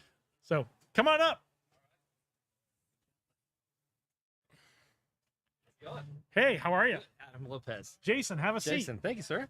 Adam, tell us what brings you here today, what you're all about. Yeah, so been in the tech industry for many years. Worked on the strip, different places. Sun's coming in. Yeah, so Welcome. I'm gonna explain to the audience. My left eye's not great after some eye surgeries I've had over the years, and I'm getting this weird flashing thing. Oh, no. And so what it is now I can see if I look over there, it's a fan, and I'm like, I thought, is someone flashing a strobe light at us? So, like, not just that's gonna be really bad Purposely. for the audience, right? So, Right. all right, let's start over. Adam, right. tell us what brings you to Tech Alley today and why you're here. Hey, so Adam Lopez, president of CMIT Solutions of Las Vegas. So I've been in the tech industry for a long time in Las Vegas. I was the former vice president of IT at Golden Entertainment, Okay. as well as Goodwill International. So what I love about the tech industry here is that we're just such a nice group Mhm. of people. Like I think we're a great team. Recently I bought a franchise called CMIT Solutions. Okay. What we do is we provide small to medium-sized businesses technical support. Okay. 24/7 home support, cybersecurity, anything tech related, right? We want to make sure the business grows. But what I'm finding out is that the community out here in Vegas is tight. How do we get our local entrepreneurs into the businesses, right? That's always the gap, right? Like, okay, great product. How do I get this to the next phase? So I'm hoping to bridge that gap here and provide like that, hey, we provide services to small to medium-sized businesses. Maybe you have a workflow. Maybe you have an idea for a small to medium-sized business that makes them more and more efficient. That's not going to charge them what Amazon would charge them or what Microsoft would charge them, and provide that kind of service to Love those to end love to clients. hear it. Helping people get into entrepreneurship, helping people Absolutely. grow their businesses. Right. Sometimes Correct. those IT costs are actually Oh. prohibitive to growing the business. To bringing in. We were just Josh and I. You were here. Josh and I Yeah. were just talking about. Sometimes you're bringing in more and more revenue, and there's diminishing returns because of how you're set up, and your costs start to exceed the profit you bring in. So Right. love seeing that. So you work for Golden. Yep. If you're from Las Vegas, you probably know who Golden is. But if you don't, Golden is PTs. Right. PTs Golden and is that tall building in the background there, the Stratosphere. That was our office. They oh, you got to work in the Yeah, Stratosphere well, every day. That's exciting. We were at the bottom, but we got to go up there as a perk. So It's we still, go up there you're for still lunch. working. Yeah, at, it was you're fun. still working in a strip casino in Las. That's fun. my favorite thing about living in Las Vegas and having a business in Las Vegas is I get to go walk into casinos, walk through casinos to go have coffee or drinks or lunch or meetings with clients or potential clients. And there's Oh my nothing like gosh. if you love Las Vegas, whether you live here or not, there's nothing like the excitement of I am walking across a casino floor to go to a meeting as part of my business life. it's There's amazing. nothing exciting. So yeah, tell me what it was like working for Golden. Then I've got a couple other questions Yeah, about your absolutely. journey. So Golden's been great. So, I was there before COVID. Like, we were part of the shutdown crew, unfortunately, that kind of Mm-hmm. laid that down. But it was great. I mean, we did a lot of stuff because Golden's kind of that mid-market, right? So they have a lot of small places, small bars, casinos inside of Las Vegas. I think they have like 40, 50, something like that. it's a It's a fixture. lot. If you live in Las Vegas, I will guarantee you have probably been in a Golden property inside the last month. Right, exactly. But they have some of the same challenges that a lot of small businesses have, such as, hey, I won't name the ISP provider out here has problems. Like, how do I overcome that? Right? How I've been down for 4 days. This affecting my business. So we worked with different ISP providers to say, how do we build in redundancy? How do we build in some kind of that backup support system to help save the PTs from going down from a intercorporate kind of reporting system? So we bring that to now smaller businesses here in Vegas. It was great. I mean, the Sartini family Blake Sartini has been a great supporter of Las Vegas, as you know. He's married to the Fertitas that own the Station casinos. A lot of longtime Vegas knows it's a very small Las Vegas casino. small business royalty. Yes, exactly. They are. So, and I was at the grand opening when we did the reopening here at the Strat, when we had Bob Stupak's son there Yeah. that, did the ribbon cutting. So it's just, Vegas is such a small community, and Yep. I love it, to Yep. that day. So you were working for corporate Yep.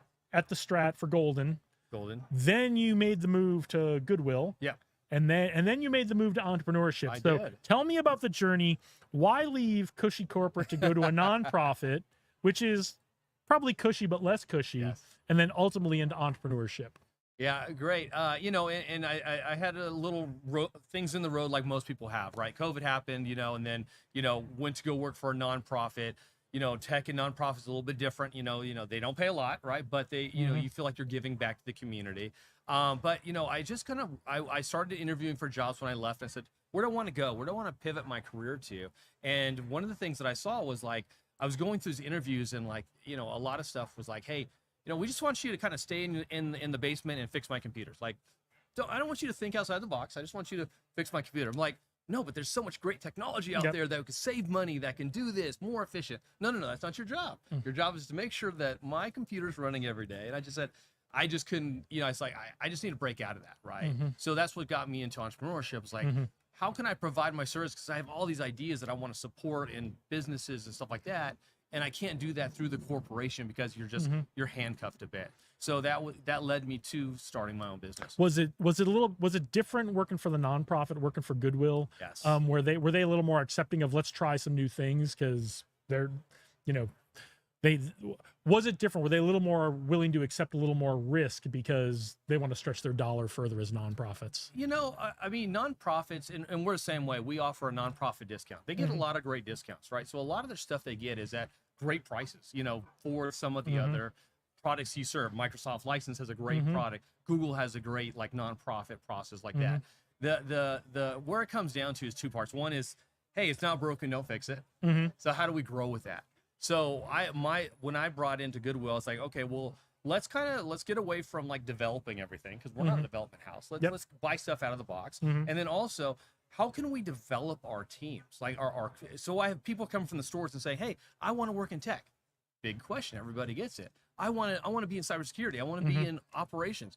Great. So we developed a help desk program where we're like, hey, great. We'll get you in help desk. We'll provide you that support. We'll give you the learning to support 24 stores here in Las Vegas, and then also cybersecurity needs. My goal was to build a SIMSOC. I was going to be, hey, help desk, and then a 24-hour nonprofit SIMSOC that we can give to other small businesses and nonprofit for a reduced or cheaper rate. Okay.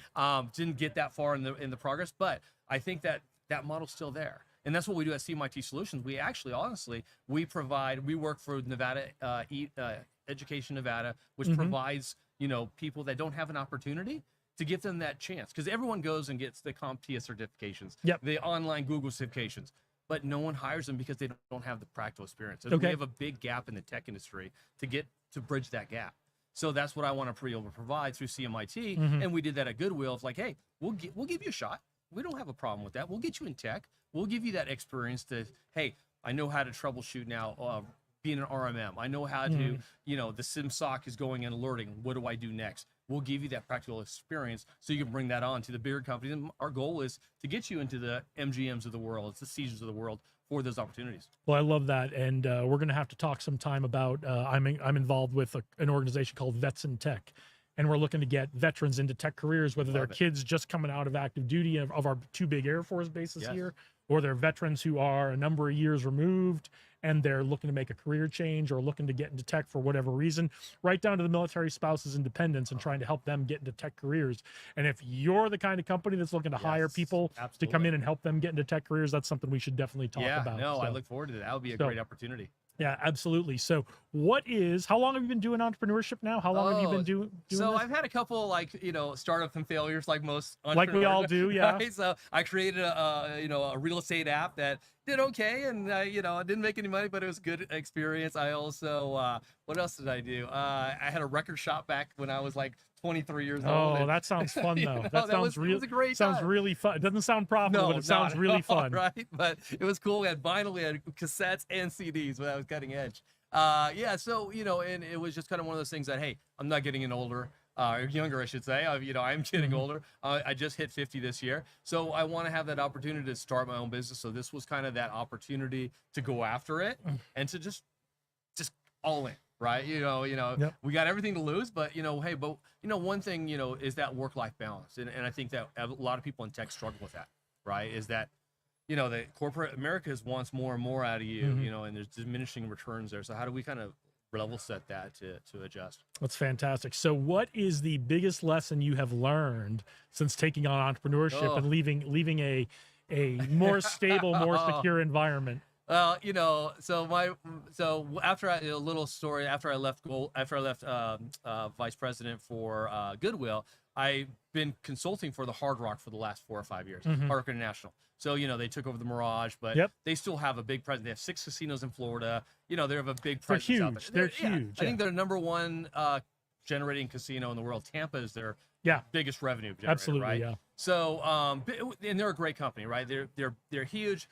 And, you know, I really, you know, like you said, it was cushy. It was nice. You know, you had work remote, you know, work wherever you want. But, you know, that insecurity of leaving that behind is scary. Like, you know, just like you're not going to have that constant paycheck. But, you know, you got to look bigger, right? Just understand, like, hey, you know what? And you'll see if it's meant for you, and you probably experienced this too. You know, if you start something and stuff just starts lining up weirdly, and I can't explain it. Like, you'll just be like, hey, this person wants to come work for you, and they want to help you grow your business, and they're okay taking a little salary cut until you get to that spot. And stuff like that happens, and it falls in your lap, and like, it's a sign, right? So stuff like that started happening for me, and yeah, it was hard, it was challenging, but, you know, you just get those little nuggets, and you're like, okay, oh, here we go again. Next day, here we go again. Got to get up every day.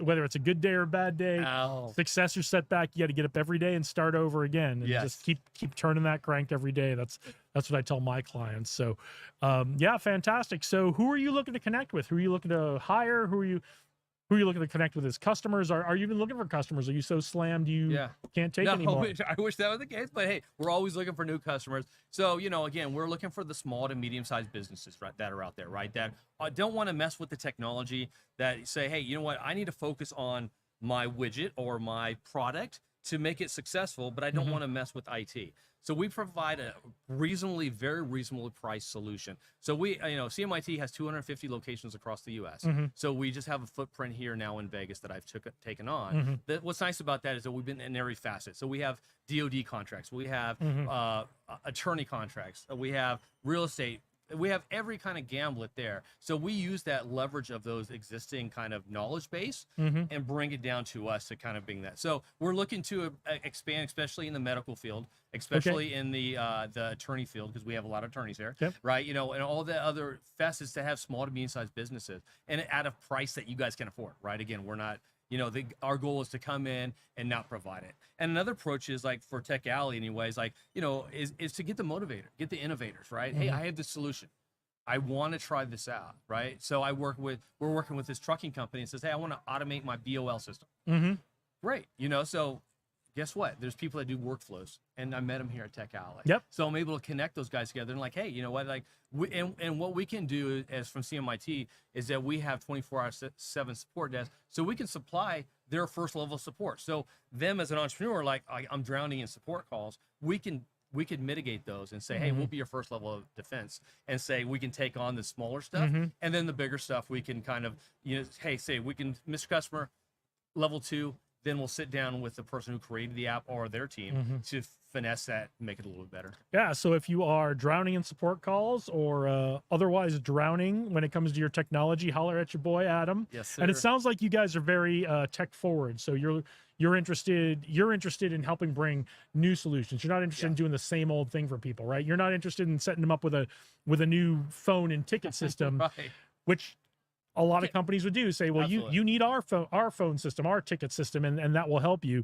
It sounds like you're interested in like let's bring in that AI chat bot. We'll help you Right. do that, and we'll take 95% of what people are looking for. They can talk to the chat bot and then filter into when they actually need to talk to a person. Correct, because you know, we're not trying to. We don't want to sell you on stuff that you don't need. We want to sell you on what's going to make you successful. What's going to make you grow. What's going to make you go out there and get more customers for you. So again, like, yeah, we can sell all those kind of off-the-shelf products, but at the end of the day, what's going to move your needle, right? And that's what we want to hear, listen to. My CIO is a corporate America guy. So what I'm finding in MSPs is that a lot of the MSPs are MSP guys, right? They're like, you know, hey, I was a hardware guy here, I was the network, which are great, right? But, you know, coming out of corporate America and having that visualization and bring that to small businesses, they like that because they're like, well, what is Hard Rock doing? What is Golden Entertainment doing? Because we want to mimic that same thing. Why shouldn't we be doing it too, Absolutely. right? So we could bring in that kind of Cool. view.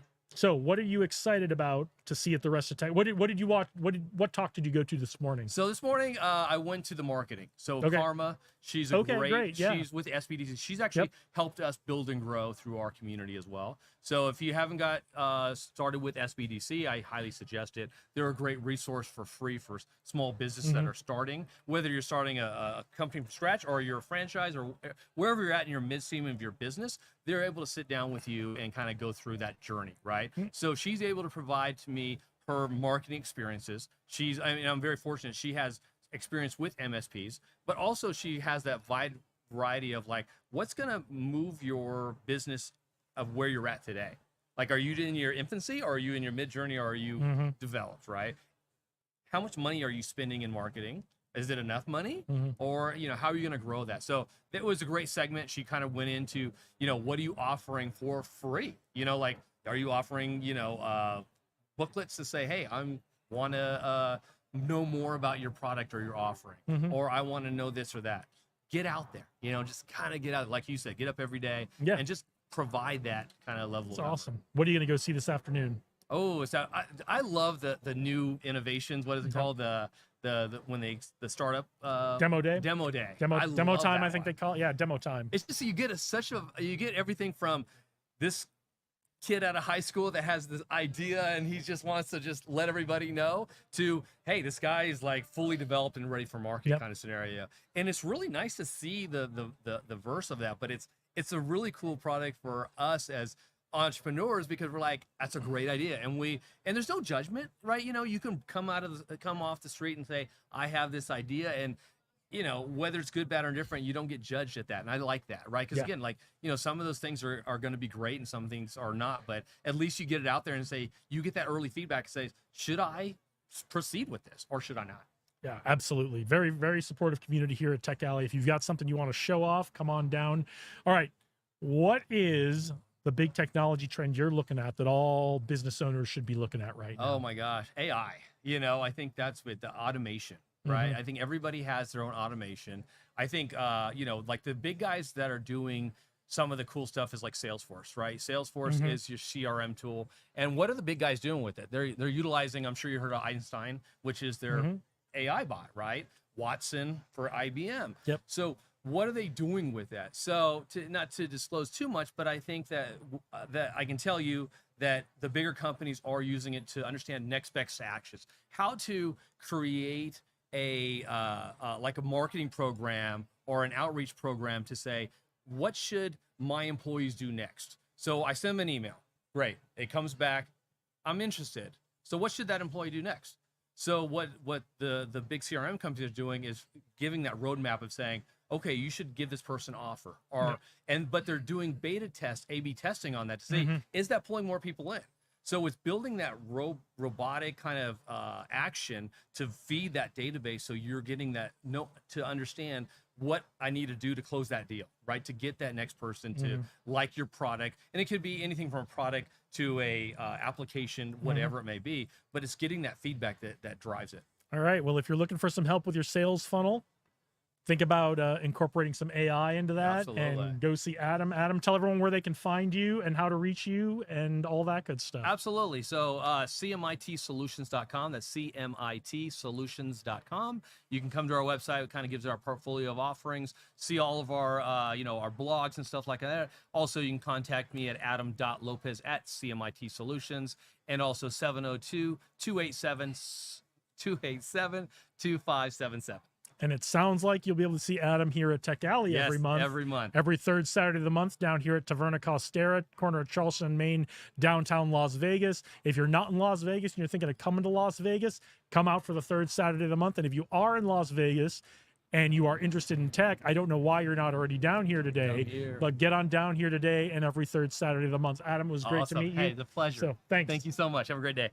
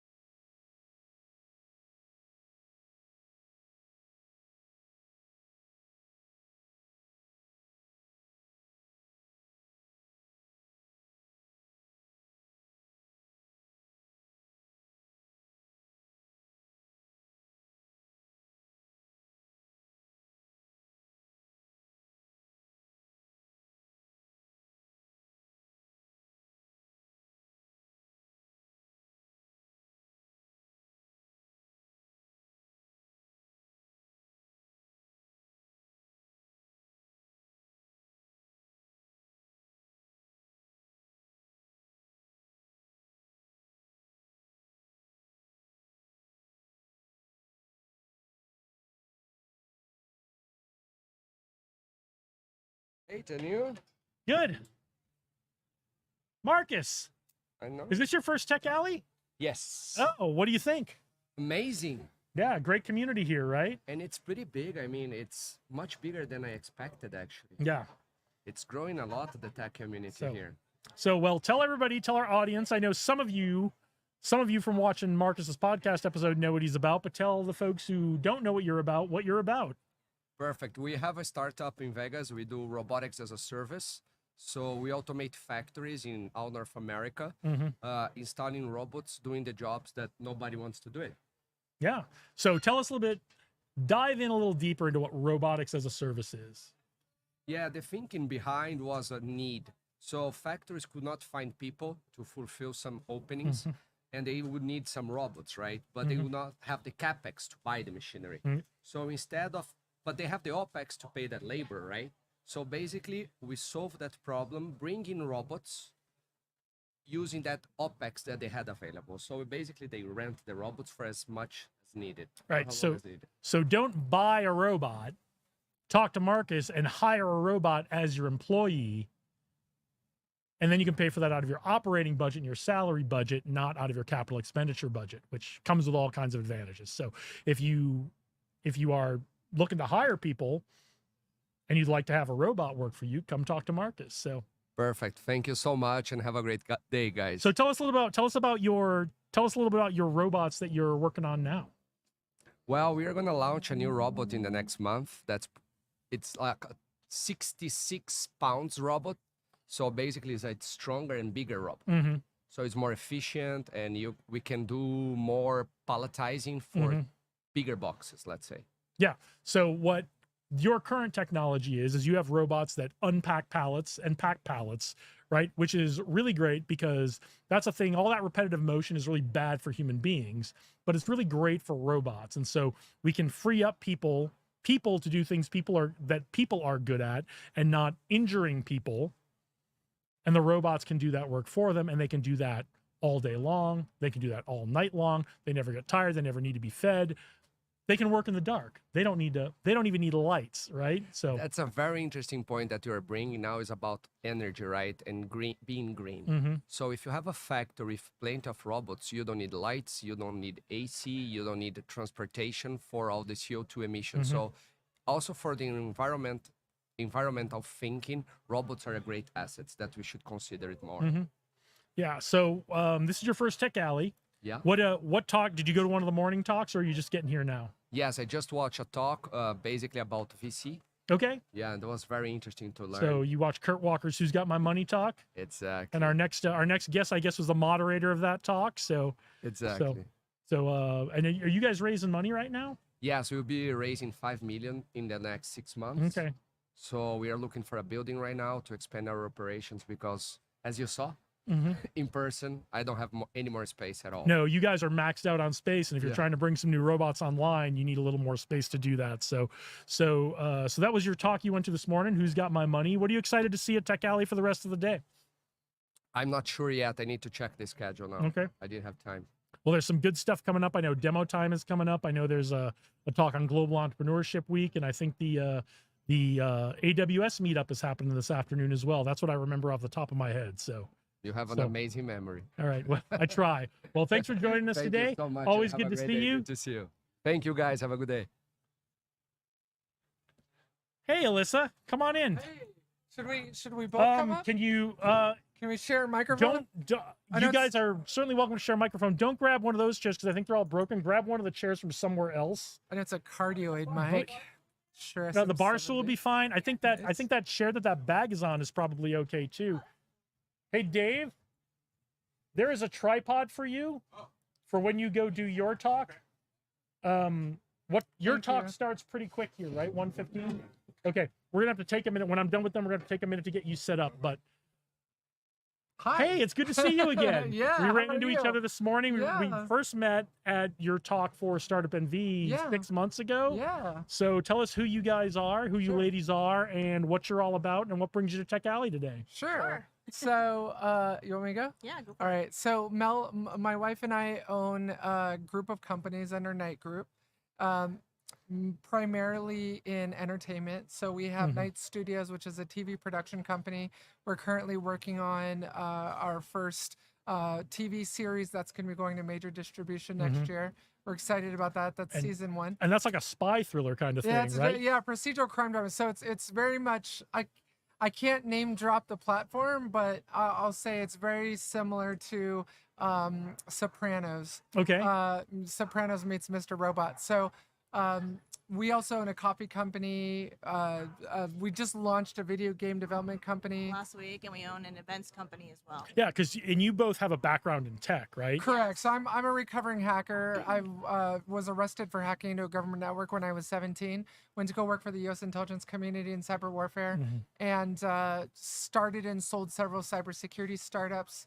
And Mel's on the defense side, so we're spy versus spy got married. Yeah, so my story isn't as exciting as Alyssa's, but I work for the government sector, Department of Defense, Department of Energy. I actually was part of the team that built the first security operations center here at the Strip Okay. for Sands Corp. So they flew me to Macau, Singapore, and I built the security operations for Venetian and Palazzo. And then I got hired from Sands to an MSSP called Herjavec Group, which is owned by Robert Herjavec. Robert Herjavec of Shark Tank, if anybody's keeping score in the audience. And I led his managed service practice for 5.5 years. Yeah. And that's where I met Alyssa at a Black Hat conference. She's a bigger deal than me. She's just modest. I don't know. You're both pretty big deals, and it's so great that you found each other coming from Yeah. such different ends of the spectrum Yeah. and come together. But the reason on movies and TV you see that story all the time of the hacker who gets caught and instead of going to prison works for the government. Alyssa Knight's the reason that's a story. That's a real thing. They didn't come up with that on their own. New TV series is based on my life, actually. Yeah, it's fantastic. I can't wait to see it. I can't wait to find out more. So you guys, or you, were moderating the panel with Kurt's Who's Got My Money panel this morning. Correct. So, Yeah. So what were your big takeaways this morning? You know, so one of the things that Mel and I have been thinking about doing was right now we own 7 companies, one of which is an MSSP, and we wanted to start a venture fund, invest in startups. But one of the things that Kurt had introduced us to was this concept of what's called a venture studio. So instead of investing in outside companies, we would take in the money from LPs and put those into the companies we start and run, which is a really cool concept. And I think it's exactly what Mel and I were looking to do. So are you guys active as a fund or still building that out? So we've just started. We're literally on day 1 of pursuing this, but we do know that for our portfolio companies and the fact that we own 7 of them right now, which are all fully operating and revenue driven, it makes sense. It tracks with what we're doing. What kind of companies are you looking at bringing in to your portfolio? Well, right now, I think mostly we're very big on experiential marketing, entertainment. So we've got the Hollywood studio, and then we also have the video game development company. So a lot of our money has been going into those aspects. We're now on our 7th TV series, so we produced 7 TV series so far. So, we're continuing to build that studio, as well as probably the coffee company. I was going to say the coffee company is number 1. another one. So Fantastic. And you are not from Vegas. I'm not. I'm a transplant from So Seattle. what brought you to Vegas? What's great about Vegas that you brought your companies here? So I actually met my wife at a hacker conference, and so I ended up moving here to be with her. And We so started our companies in 2021 after we met. so we we're went- the only birth- like 3 years into this. yeah, So the we've birth of the companies. we've birthed 7 companies in 3 years. And a great relationship, it sounds like. So exactly. Yeah. so fantastic. So what else are you excited to see at Tech Alley while you're here today? I'll let you answer that one. I want to just meet different founders, see, what their methodology, what their process is. I think that's so important to see what they're doing in the community, and seeing how we can partner with individuals like yourself or Kurt to kind of be a part of the founders. Support them and community. help be a Absolutely. platform. Yeah, absolutely. And you, what are you excited to see today? Oh gosh, I think I'm gonna cheat on my answer and say I'm not as excited about the sessions. I'm excited about the people. Like just the idea that this awesome community is being brought together of founders, funders, and just being here to support all each other. I'm looking forward to meeting people. Yeah, That's- the sessions are great at Tech Alley. yeah, sessions are great. Free lunch is great. Don't get me Yeah. wrong, but the people are really what makes Tech Yeah. Alley special. So, Exactly. let everyone know where they can find you and what's coming Yeah. up for you guys. Yeah, so nightgroup.co is our main group website, and then all of our individual subsidiary companies have websites, so nightstudios.co or .com. You can find us on all the socials as Night Group or Alyssa Night. And No Night. night visuals. Yeah. No Yeah. Night Visuals. Well, it's so great to see you Yeah, both thank you so again. much. I didn't Yeah, expect to it's see good you to- today, but yeah, I'm so Great happy to you're see here you. at It's good Tech to see you Alley. too. Thank I hope you. we'll get you out for some Global Entrepreneurship Week Yeah. stuff. I hope we'll get you out for some Vets and Tech stuff coming up in the future. So thank you again for joining us. Awesome. Thank Thank you you. so much Thanks. for having us. Okay. Let me take 1 minute to get Dave set up.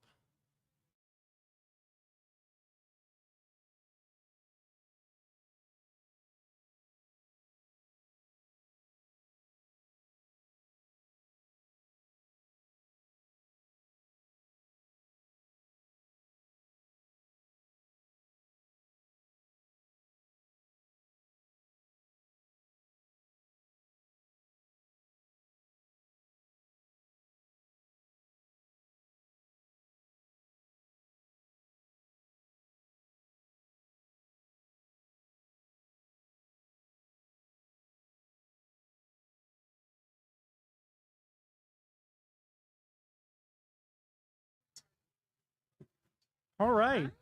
Well, welcome to Live from Tech Alley. Thank I you love your so much outfit. You for look very having me. you look very 70s. Oh, thank you. I doing my Canadian tuxedo today. You're Canadian. For those of you in the audience who aren't aware of what that means, she's in denim. So Gina, tell us what brings you to Tech Alley today. Tell us what you're all about. Yeah, so I'm a social media strategist. Okay. Right now, I'm focused on helping founders create and monetize their personal brand. Okay.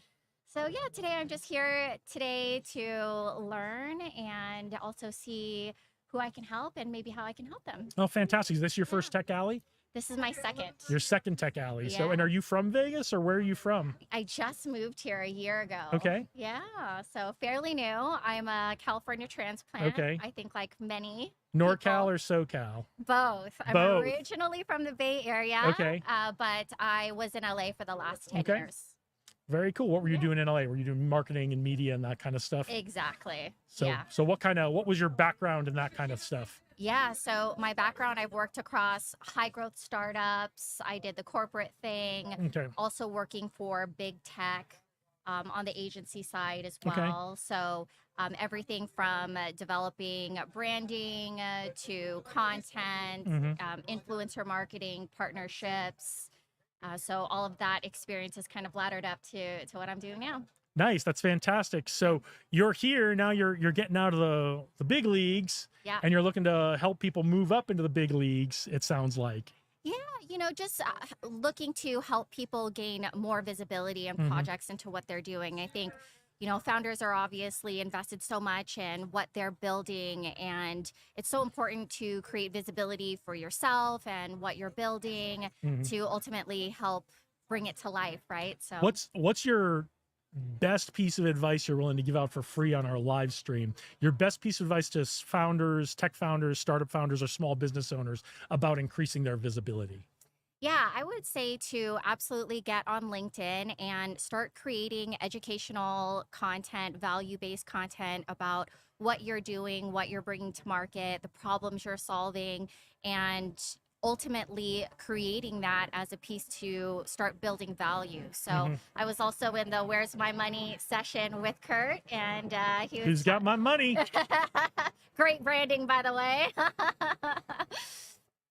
And one thing he was talking about was the importance of starting to build those relationships really early on, right? Not when you actually need the funding, but building those relationships 8 to 12 months before you actually need that funding. So a great way to continue to keep in touch and share value and updates on what you're building is through making those connections and then continuing to share content and nurture those relationships on platforms like LinkedIn. Is also great to use tools like LinkedIn Sales Navigator to find and connect with the people that you're looking to either help grow your company, fund, or add to your team. Well, where can everyone find you on LinkedIn? Yeah, so I'm at Gina Naknak, and that's my real last name. It's not a layup to a joke.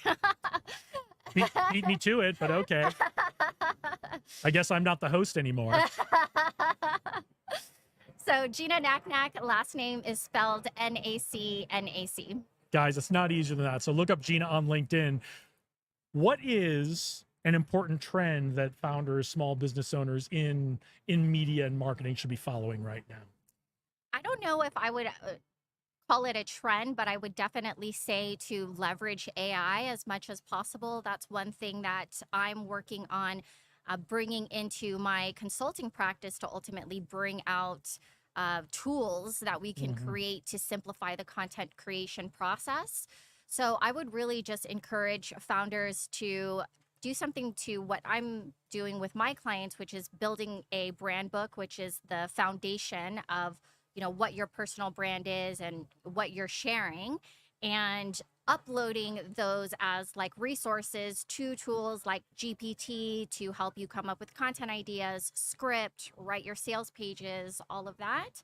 So really leveraging AI to simplify your creation process. Awesome. So what are some of those things? Again, I'm going to try to squeeze as much free Please. advice out of you as I can today. Yeah. What are some of those things that should go into that brand book besides scripts and that kind of thing? Yeah, absolutely. So in your brand book, you really want to define your offer, your unique selling position, your ideal client profile. So not just demographics and psychographics, but really understanding what are their goals, challenges, fears, every desire, right? The more insights you know about them, the better, because then you can start to craft all of your marketing messages around that foundation. So I really encourage, especially founders that are in the kind of research and development phase, to get on as many discovery calls as possible, gather those insights, have a tool like an AI meeting note taker in those meetings, taking notes. I like to download those transcripts,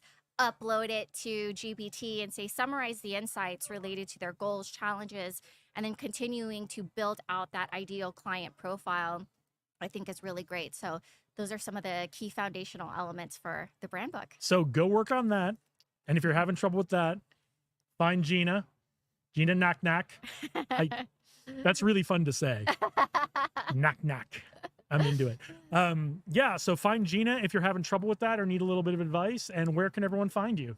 Yeah, so again, just at LinkedIn at Gina Naknak. I'm also on all of the other platforms, Instagram, TikTok. I wouldn't be a good social media person if I wasn't, but LinkedIn is definitely my primary platform, so that would be the best. All right, well, we're all gonna go and check you out on social media, see how your branding is, and see how it goes. So what else are you excited to see at Tech Alley today? Yeah, so actually I'm going to jump into a talk with Jackson. He's going to go into AI tools for content creation. So again, continuing to learn about all of those cool things. I think he's going to talk about a tool that you can actually use as a deep fake. I know that that's kind of a dirty word these days. But being able to clone yourself to create video content. I know two companies that are doing that right now for lack of a better word, for legit marketing purposes, because you can only create so much. If you're a content creator, you can only create so much content on your own. But if you genuinely want to create more content, and sometimes you really need to flood your channels with content to get the reaction you're looking for. Why not work with some of these companies? And again, don't do nefarious things. Don't be bad. But there's a bunch of companies out there doing that, and so that's really interesting. I think that'll be a really great talk. So yeah, absolutely. So all right, well, I hope you'll come back and see us again in the future. Thank you. So I definitely want to get your info and connect with you. I've got your info on LinkedIn, so I'll reach out to you. But please. But we'll connect up. And you told us where you can reach us. You told us what you're excited about. Any last things you want to leave our audience with? I think, really just an encouraging word about, creating. I think that a lot of people, as they're creating it becomes a very discouraging process because you feel like you're kind of yelling into the void of social, and I know how that feels. you're wondering, does this really matter? Is anybody really watching? But I like to say that it doesn't really necessarily matter how many people are watching your content. It's a matter of who is watching your content, right? So to just continue sharing what you feel inspired to share and the value that you're looking to bring to the world. And, in this world where we're very caught up in metrics and being measured by likes and comments and so on and so forth, I would just like to encourage people to kind of detach from that and to continue to share what you're working on, just for the sake of sharing and for the art of it and bringing people into your world. So, Well, and I want to thank all of you for watching, because I know we're not just screaming out into the void. There's some of you watching out there. So thank you for joining us today. If you are in Las Vegas and you're interested in the things Gina's talking about with the branding, the tech, the drones, the AI, the crypto, the programming, the hardware, the software, all the things that are going on at Tech Alley today, get on down here to the corner of Charleston and Main in downtown Las Vegas. Taverna Costera is sponsoring the water, the coffee, the lunch. That's already done, but you can still come down here and see some really great tech talks and get to know some really great people who are looking to help people boost their businesses, grow our ecosystem, and really build up our tech community here in Las Vegas. Gina, thank you so much for joining us today. thank you so much for having me. It was great speaking with you, and I look forward to continuing the conversation and connecting with more of you. Hopefully, I'll see you in my DMs on Yes, LinkedIn. slide into the DMs. And you can slide into mine too. I don't mind. So, all right. Thank you, Gina. Thank you so much.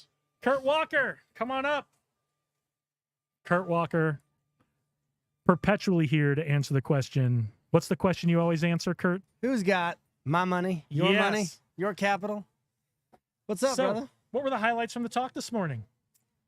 Today we had a vignette, kind of a situation, a story time with some founder funders. Every founder dreams of building a company that they can exit from, and then they get to angel invest or reinvest or go do another company, but they always want to go out and fund other deals and other founders. So we did a story from them, and then we actually did a reverse where they were asking me all the questions they want to answer. Yeah, we just had Alyssa on, and she was kind of moderating all of that, right? Yeah, So- she was asking a ton of questions from me, from their perspective. How do they learn to be great fundraisers? Because, not only do they want to keep investing, but they actually want to raise some funds to reinvest into other startups. So, yeah, it was a lot of fun. I love that you, Alyssa, other people who are successful, whether as founders or investors, are saying out loud that we want to be investors. We have been founders and we want to be funders, because I think that's such an important part of what's the end game for my business, right? Right. Yes, I want to have an exit. Yes, I want to make money, and that's all important. But when you add that,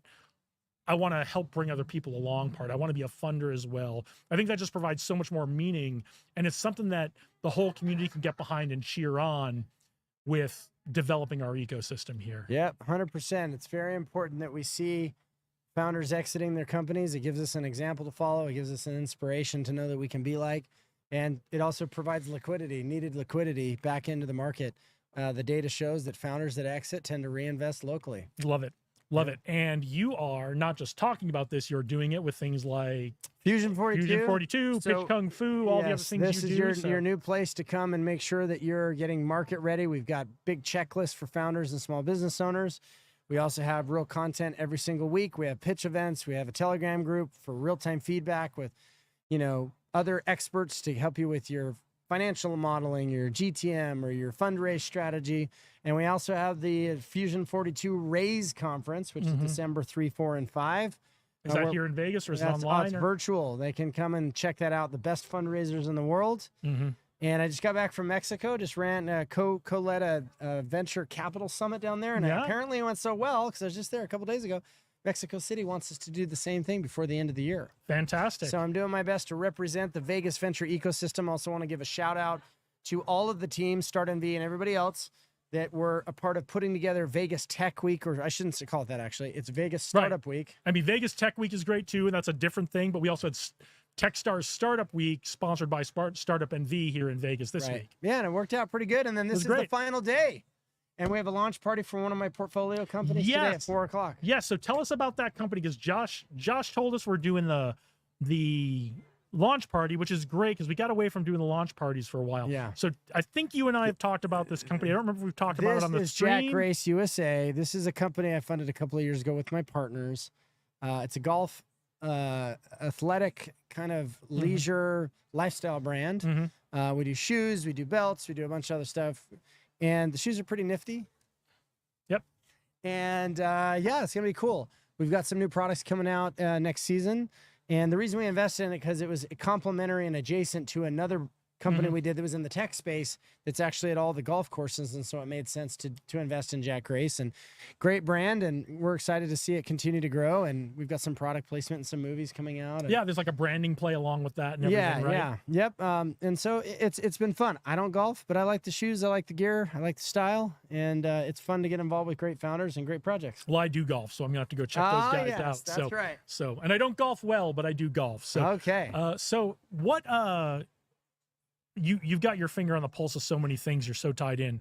What are some things that, whether you're a founder, whether you're a funder, whether you're a small business owner, whether you're just someone interested in tech who's watching, what are some things everybody should be paying attention to right now? Well, many people know we're building a funding engine. Basically, think of it as a capital matching engine. We are scraping all of the data out there. We're seeing what funders say versus what they do, what VCs are actually funding. And we are releasing every single week the new reports of new funds that are just launching. So 3 weeks ago, 7 new funds. Last week was 21 funds. This week, 26 new funds with capital ready to deploy. So if you're a founder that's wanting to start getting prepared 6 to 9 months in advance to know whom you're going to pitch to, who are those 200, qualified sources you're going to pitch to get your 5 or 6 investors, and you don't have a network, we're doing it for you at Fusion 42, right here out of Las Vegas. We also had GITEX. Same time I was in Mexico. GITEX is kind of the CES of Dubai for startups. We took a bunch of startups to that, and we had our own Fusion 42 event in Dubai. Derek, the other co-founder, is based out there, and I heard that went really, really well. And so we're super excited to be involved in emerging markets and kick-ass venture ecosystems like Las Vegas. The important part that you might have missed is the phrase capital ready to deploy. That's right. There is capital in Las Vegas and all over. Access to capital is not the issue that a lot of people think it is. Right. But you need to do the right things to get yourself prepared to go pitch investors. Right. And you can do that by getting involved in Fusion 42, Pitch Kung Fu, all the other things Kurt is doing to help you become a founder who's ready to pitch investors and a founder who's ready to have a successful company so you can become a founder funder later on. Absolutely. Absolutely. Market readiness is 80% of being, raise ready. Most founders want to skip that process of going and collecting hundreds, if not thousands, of feedback from the customer, using that to inform what you build. And then once you've got something that's ready to do as an MVP and you're about to go build, that's the time to raise. Not before. You won't be successful in raising. We'll teach you to be fundraising fluent. If you haven't asked 100 people, you're not ready yet. Yeah, minimum. Yeah, absolutely. Minimum. Yep. So, Kurt, always a pleasure. Thanks for joining us today. Absolutely. We need to catch up sometime off of the stream. We should. Absolutely. Are you ready, Eric?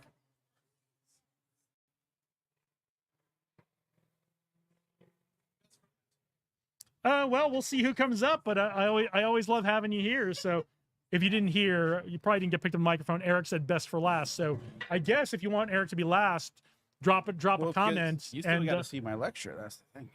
Well, that's the thing. We usually have a couple people who are like, hey, can I still get on? And so I have not been to a Tech Alley talk in 6 months since we started doing this. And that's not a complaint. I love doing this stream. I love getting to talk to all the people we do. So what's been going on, my friend? It's been 48 hours, I think, since I saw you, not even. So Eric and his partner Lex were generous enough to come to the Small Business Expo and watch my speech on developing leadership and culture in your company and how that can spark the maximum performance for your company. And I didn't get it on video, but I'm available to give that speech to any organization who wants it. So holla at your boy. Yes, it was a very good job. Thank you. So what's been happening with you in the last 48 hours, but more importantly for our audience, what's been happening with you and your companies in the last month? Oh, in the last month, SEOs are still all over the place. there's always been a big push for Google Ads because that's kind of the other side of SEO, and that's actually the topic of my lecture today is the difference and similarities of Google Ads and SEO. And it's a very interesting thing because they both are separate but both equal in a lot of things. And I think that if people knew what the differences were, how one is fast, one is slow over time, that, you know, people would be like, well, am I ready for this part or am I ready for this other part? You know, but you could do them both at the same time. It's just that a lot of marketing agencies aren't really talking about both sides of the fence. They sell what they do best. Tell us why we shouldn't do both at the same time. So in the very beginning of a business, you should not be doing both at the same time. You need to look at what you need to get done quickly within a month. And with Google Ads, you could actually suffice with awareness campaigns right off the bat to get awareness for business. From that, you can start to develop your customers. You can start to develop more of your funnel. SEO could be done at the very, very beginning before you even go live with a website, but they both have to work in some way separate, in two separate buckets. Let me jump in a little bit on that. So Eric talked about being at the very beginning of a business. Some of you have businesses that you've been operating on word of mouth, referrals, all that kind of stuff for years, and you're doing really great with that, but you don't have much of a digital presence. Right. And that's great, but now you're looking to expand, you're looking to grow, you're looking to scale a little bit, and you're looking to bring that digital presence on because you can only do so much through word of mouth and referrals, right? So what Eric is talking about is he's talking about the beginning of your your business in it with a digital presence. Right. So don't misunderstand. You may have been, if you've been running your business for 10 years and you're doing great, but now you're looking to expand into your digital presence. That's what he means by the beginning, right? Yep, absolutely, absolutely. It's I mean, you'd tell me if I was wrong. no, of course I would. I tell you you're wrong all the time. and he does. Don't worry. He cuts me down to size. He cuts me down a couple pegs on a regular basis. Oh, we've had God, it's been what, 2.5 years? Maybe even 3. I have known you guys for 4 years, I think, and so. we've been working together formally for 3.5. I think. Yeah. So there was a lot of growth. I had to grow a lot with what you were doing as I moved into more into SEO. I'm a challenge.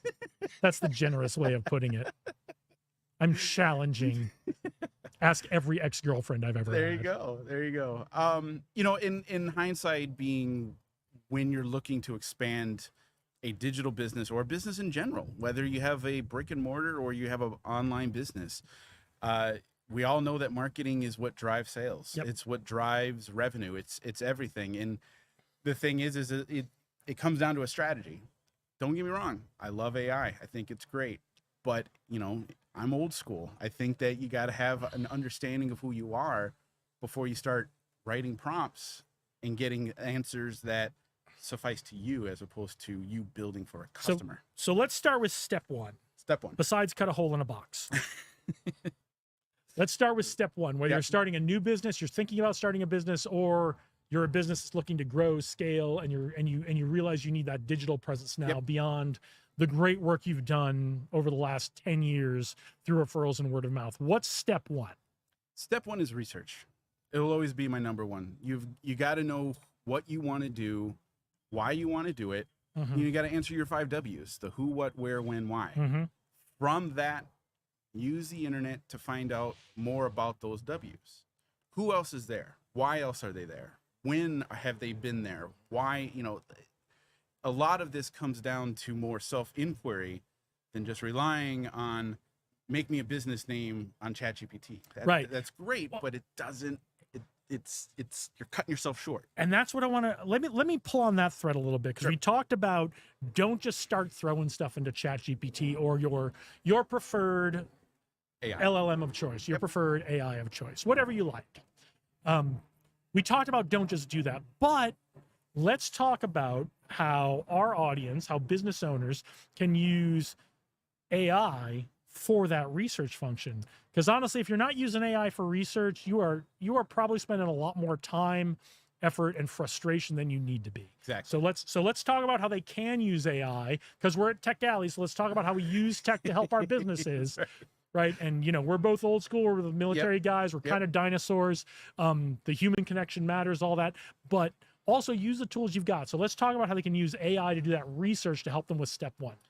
You can use, I would suggest using AI to, first of all, come up with a idea for the name, maybe even research the probable audience for a business. There's a lot of things, and this is what's great about AI. It's ideation, right? It's not execution, right? It will give you great ideas. Not yet, anyway. And eventually it will.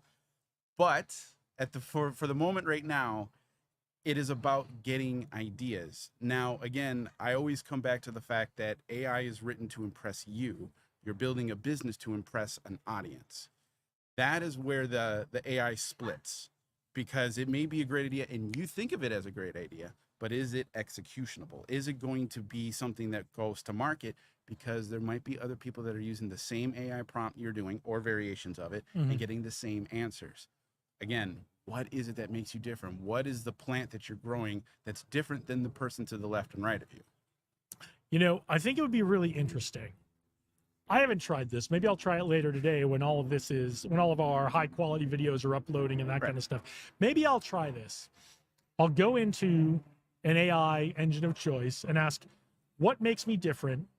What do you need to know about me to answer that question, right? That's one of the best tips I ever learned working with AI is you can ask AI. In fact, you should ask AI, ask me any questions you need to ask me to answer my question to the best of your ability. Because I'm going to be honest, some of these hold back a little bit. They don't always give you their best answer right away. Right. So right. What do you think of that? How could people, like, what makes me different is a hard question for some people to answer. Yeah. Walk us down how they can answer that question using AI. I'll be honest, AI is going to be, the more you give it, the more you get. However, if you're starting a business and you're looking at what is going to make me different as a business, looking at what you personally want this business to do for you, that is probably a better prompt because, and again, you got to use the words out of the box, unorthodox. You have to do that because AI is just going to give you the algorithmic regurgitated answer. But if you say, look, the parameters are, I don't want that. I want something that's different. Now you're cooking with something different. Now you are saying, make me different in this realm. You know what I mean? Yeah. Don't be afraid to tell your AI, no, they didn't get it right. Right. And exactly, or redo or refine. And again, I love AI. It's a great tool for getting ideas, for inspiring, posts for AI is incredible. Don't get me wrong. That's what AI really should be about. But when you're coming to a business plan, you're coming into an audience, to demographics, to behaviors, you gotta know yourself before you ask a computer. Yep. Know thyself. You know what I mean? Yep. And that is what sets you up. However, I will always be scrutinizing to it because the more harder you work for yourself to build this thing, the more you're like, you know what? I know the path and I don't need AI to tell me that right now. This is what I want to do. This is how I want it to be executed. Excellent. So, but it's a very interesting, it's a question that I get a lot, and it's a philosophical question because, everyone can pop onto ChatGPT and start a business with 3 or 4 prompts. And it's like, great. You have a business name, you have a business idea, you may even have a business plan that they create you. Yeah, you don't need to spend hours and hours and hours moving a logo around on a business card layout. Now AI can do that for you, which is the absolute last thing you should be doing when you're looking to start a business. But it's unfortunately what a lot of business owners do first is, what is my business card going to look like? And don't do that. I think as we move further into the next few years, we're going to start to see who has created their business on AI. There's going to be more of a pattern from the wording of business names and descriptions and what they do. And the ones that actually will sit down with a piece of paper and write out what they want to do are going to set themselves up for a different outcome. Okay. So when it comes to marketing, branding, SEO, we've talked about the big one, right? Yep. Know yourself. Yep. What are some other AI don'ts that that you would pass on to our audience? AI don'ts. I would not use AI for the copy of your homepage. You want to write that yourself. You want, and again, it's convenient, but with an on-page first 5 seconds of your website, you are talking to a person. You are selling with your words. AI is going to do a good job to impress you, but that's not it. You are looking to open a engagement with someone that just showed up to your website. So how do you get them? You can get ideas, but again, you want to write it as if you are talking to them and say, this is the problem, this is my solution, let's talk. And AI isn't going to get that yet. It's just not going to get it, but hopefully it doesn't. Right now we're at a phase with AI, and that's why I say don't be afraid to tell it no, it didn't get it right. AI is the ultimate yes man right now. These models, all the commercial ones, all the free ones, they're all built to please you. Right? And I think that's a good thing.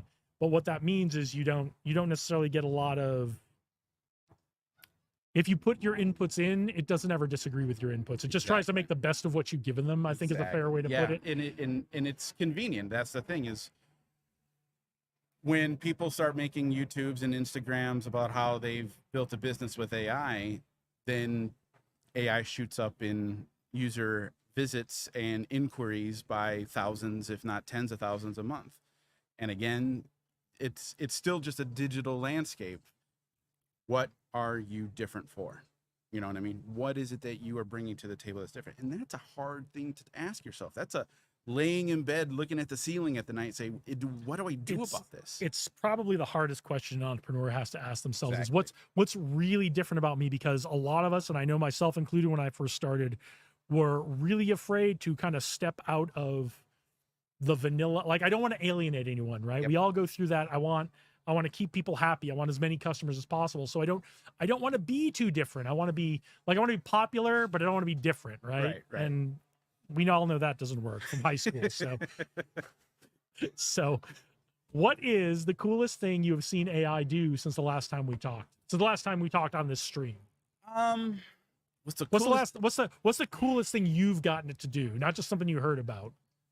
I've been able to the coolest thing is I've seen it do was I had an issue with social posting for an entire week.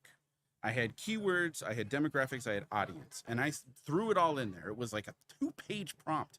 And I said, just give me ideas. Just fill up 25 different posts. And every single one hit. Every single one was like, that's incredible, that's incredible, that's incredible. That's impressive, right? And even if you throw in the out-of-box prompt and make it unorthodox, it's still really good at giving you good ideas within seconds. Even creating your own GPTs to do specific things that you need answers for. It's incredible. But again, that's good once you've had a business that's up in a while and you know it. You've got to have a digital presence already that you know is working for you. Right. So then you can tailor it. And that's the thing about AI too, is the more you use it for growing your business, at least for posting, but don't use the copy because everyone's using copy for their website, you know. But the more that you work with it, the more it tailors to you, that all you got to do is copy, paste photo. Now, when you ask it to create these posts, are you asking to create the graphics, the captions, what are you asking it to create? Just the captions, just the copy. Okay. Because I've had good success with that. That's why I'm asking. Yeah. So. And the hashtags. You want to make sure that you are utilizing, and again, the AI is only going to go off an algorithm search for the most popular hashtags. That doesn't mean that it's customized to your audience. That's your work. You got to do that. So, like I see this. I use this for YouTube Shorts. Right. I go in and say, hey, check out this video. I didn't know how this would work, but it seems to work pretty good. I give them a link to a video. I don't know how it does it. I imagine it goes through and like reads the captions. Yep. Check out this video. Give me a caption for a social media post. Give me depending on which platform I'm doing it for, anywhere between 5 and 10 hashtags for it.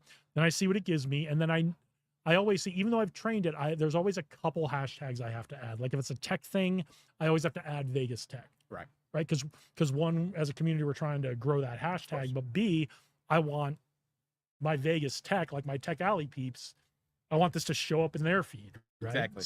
So it's always like, I remember back before the turn of the century when I was an engineering student at Boston University, and we had a professor say, never take your plots right off the printer and walk into a meeting. Always look at your plots and understand what the data is telling you before you go into a meeting, right? Right. Same thing with your AI Yep. stuff. Always look at it and just ask yourself, does this make sense? Yep.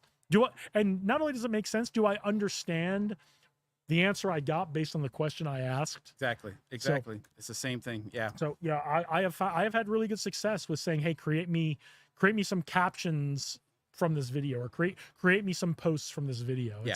It's very cool. It's one of the things I found it's kind of consistently good at. So, Yeah. For now. And it'll get better. Don't get me wrong. AI ain't going anywhere anytime soon, and it's still a very, very new thing for us to play around with. Yep. It's just if you're doing something serious like building a business, look at yourself first. Look Yeah. at what So let's get back to the SEO stuff, because I took us down this AI rabbit hole. It's okay. But I know you love talking about it, so I don't feel bad. It's a major component of marketing, and yet some agencies rely on it, others don't. I'm more old school. I think that you can create copy for your posts, copy with the assistance, but you can reword it. You can make it more personal, because I'll be honest, Google rewards human interaction. They reward human talk to humans. They are literally hunting down AI generated content as we speak. They don't want it on their search engine. But that's they should probably not have their own AI then. Exactly.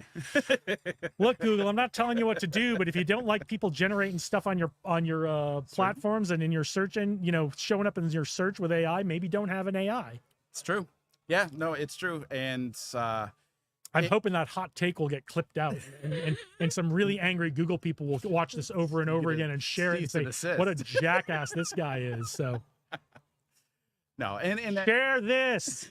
There's that's one of the big difference with Google Ads and SEO, is that Google Ads does rely. That might actually get picked up on the microphone. I know that probably will. Like most of the stuff doesn't. These are very, very sensitive microphones. But go ahead. Google Ads does really push for people to use AI to create the copy for their ads, and that's right. I mean, it's good for someone to come in and just have AI do all my copy for my ads. Okay, that doesn't necessarily work in the SEO world, because SEO is a longer journey, right? It's a turtle. Absolutely. It takes time. We've had our discussions. We've been working on this for my company for 3-ish years. Yep. And it's been a great journey, but we are not only have we been working on this long, we are always working on it. It's always, what do we do? What's new this month? What's worked? What are we sticking with? What isn't working? What are we throwing out? What new things are we going to do to replace that? Yeah. And it's being reliant on it helps to keep you happy. You know what I mean? It satisfies that that AI is working for you. So, and again, both of them are relied on keyword research too, knowing how to find the right words that get the most audience for the lowest competition. And that is what AI is not really doing, right? They're not looking at the longer tail keywords for Las Vegas business or something specific. They're just throwing you what is popular and what's expensive to purchase for a click, right? So there's a lot of moving parts with it, but it's pretty impressive, and it's certainly not taking my job away. It's actually making me way more efficient. Well, that's I talk to people about AI all the time, whether it's on this stream or other podcasts. We just had on my other podcast, we had the founder of an AI company, who's also the VP of another AI company, and the general and just like with the robotics stuff, because I've talked to a bunch of robotics people lately. No one's looking to get these things to take your job. We're looking to free you up to do things humans are good at and better at than robots or AI are. Right. And that's the reality, right? What Aoife, who we just interviewed on the Leader's Mindset on Thursday, her quote, what we opened the episode with, the cold open with, is AI is not going to take your job. Someone who knows how to use AI is going to take your job. That's really the likely scenario. Now, what happens in 10 years, 15 years, 20 years? I mean, I think we're looking at a very different climate for business and the future of work. But in the short term, AI is not going to take your job. Someone who knows how to use AI is going to take your job. So, I agree. but I want to go back to SEO because I keep pulling us down this rabbit hole. So we talked about it being a long journey versus, so what are you going to talk about in the talk today? So the topic is Google Ads versus SEO, the similarities and differences out of them, how depending on where your business is at, there is Google ad campaigns that will actually help you, but both of them derive from keyword research. If you don't know how to look for the keywords or how to read a SERP, the search engine results page, you're not going to know the landscape that your business is focused in, right? Google Ads ends when they click on the ad. On-page SEO starts when they get to the homepage. So that's one of the big things is, you could have $1,000, $10,000 budget for Google Ads, but if they come to your homepage and there's spelling errors or there's negative space or there's a movie that rolls and it's slow, you're going to lose them. You're going to lose them, and the data will show within a month. Yep. So if your Google ads or other ads are working great, but your website is not converting to sales, we're not going to talk about it here. You got to come down and see Eric's talk down at Tech Alley, or you got to reach out and holler at your boy Eric, and he could talk about it with you. And I'm sure he'll talk about it all day with you. Yes. So, but your talk is coming up pretty quick here. Yep. So 2:30, 2:40, 2 something. Yeah. 2 something. So if you love what Eric has to say, and you want to know more about what might be going on, if your ads are converting great, but they're not converting to sales once you get to the website, you got to come down and see Eric's talk today, or you got to reach out to Eric. So get on down here to Tech Alley. We're at the corner of Charleston and Main in downtown Las Vegas. If you don't live in Las Vegas, if you're not in Las Vegas today, I can't really help you out. Eric can't really help you out today, but the third Saturday of every month is Tech Alley, and Eric is here talking about these kinds of things every third Saturday of the month at Tech Alley. So if you're not in Vegas today, but you're going to be in Vegas in the future, be here downtown at Taverna Costera on the third Saturday every month. Get to know Eric. And if you can't make it to Las Vegas, or you just don't want to for some weird reason, I don't know why you wouldn't, how can people reach out to you? So you can go to my website, SEOexpertLasVegas.com. I'm on all the socials as SEO Expert Las Vegas. There's a lot that I can talk about. There's a lot that I can help with pretty much any business that needs help, at least with strategy and moving forward, marketing, sales, stuff like that. All right. Fantastic. Well, good luck with the talk. All right. Thank you very much. much. We'll see you. All right. All right. Rosalie, come on down. Yeah. I do okay sometimes. Yeah, good for you. Aren't you hot wearing that? I'm not. I've been sitting in this. The sun has kind of come this way. Yeah, no, I'm not. Like I started with a jacket this morning too, and I had to get rid of it after about the first guest. So what is going on? You always have so many cool things going on. What's right? I guess what's happening? What's happening when I have dirty glasses and I need to wear them because it's too bright. So. Yeah, it is definitely getting bright out here today. So what's going on? So I'll tell you the best case scenario. No, the worst case scenario. Okay. Let's start with the worst case scenario. So what the worst case scenario is that I'm wrong, and what I have a document that I watched or I saw looked at that shows that we have access to millions of acreage for some regenerative development. So that's the worst case scenarios that I'm wrong about it.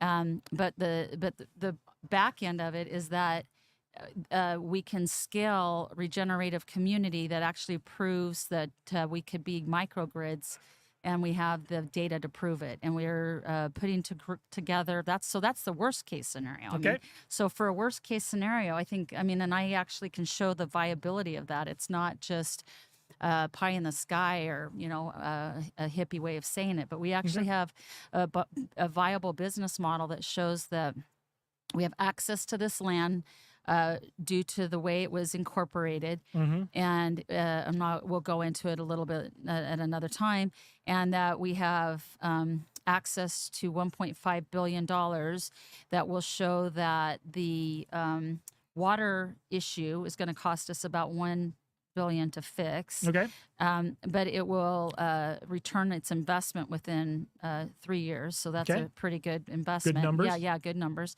So better than 5, but 3 Better is than pretty, 5, not as good as 1, but hey, but 3 return. a lot of investors Yeah. Would love to see an Yeah. actual return in 3 years in instead 3 of years. 7 to 10. Yeah, so. for sure. And it solves a water and a power Okay. issue. So let's go back to the beginning for the folks who are just tuning in. Yeah. Regenerative communities. Yeah. What are they? They repair damage. So regenerative, by the definition, means repair damage. So you are looking at a problem, about 10% of the problem, and then you're spending 90% of your focus on the solution. And you use raw, honest data, not skewed bias data, but raw, honest data. And you do. First of all, you start with a virtual feasibility, because when you do it in a virtual way, you save yourself about 96% of a mistake. And then you do it in a little alpha test, which means people that are like-minded get together, and they kind of have a common goal. So it's a little skewed, but you're starting with a commonality, which You got to start somewhere. It's an And easier lift. Yeah. If you're gonna start a project, you may as well start it with people who believe in it, not people who don't believe There in it. you go. right? Yeah. High five So- up on top. So, repairing damage. Yeah. What's the damage we're So trying we're to looking at repair the here? economics, the environment, and then emotional intelligence. Okay. So those are the 3 E's that we're Okay. working on.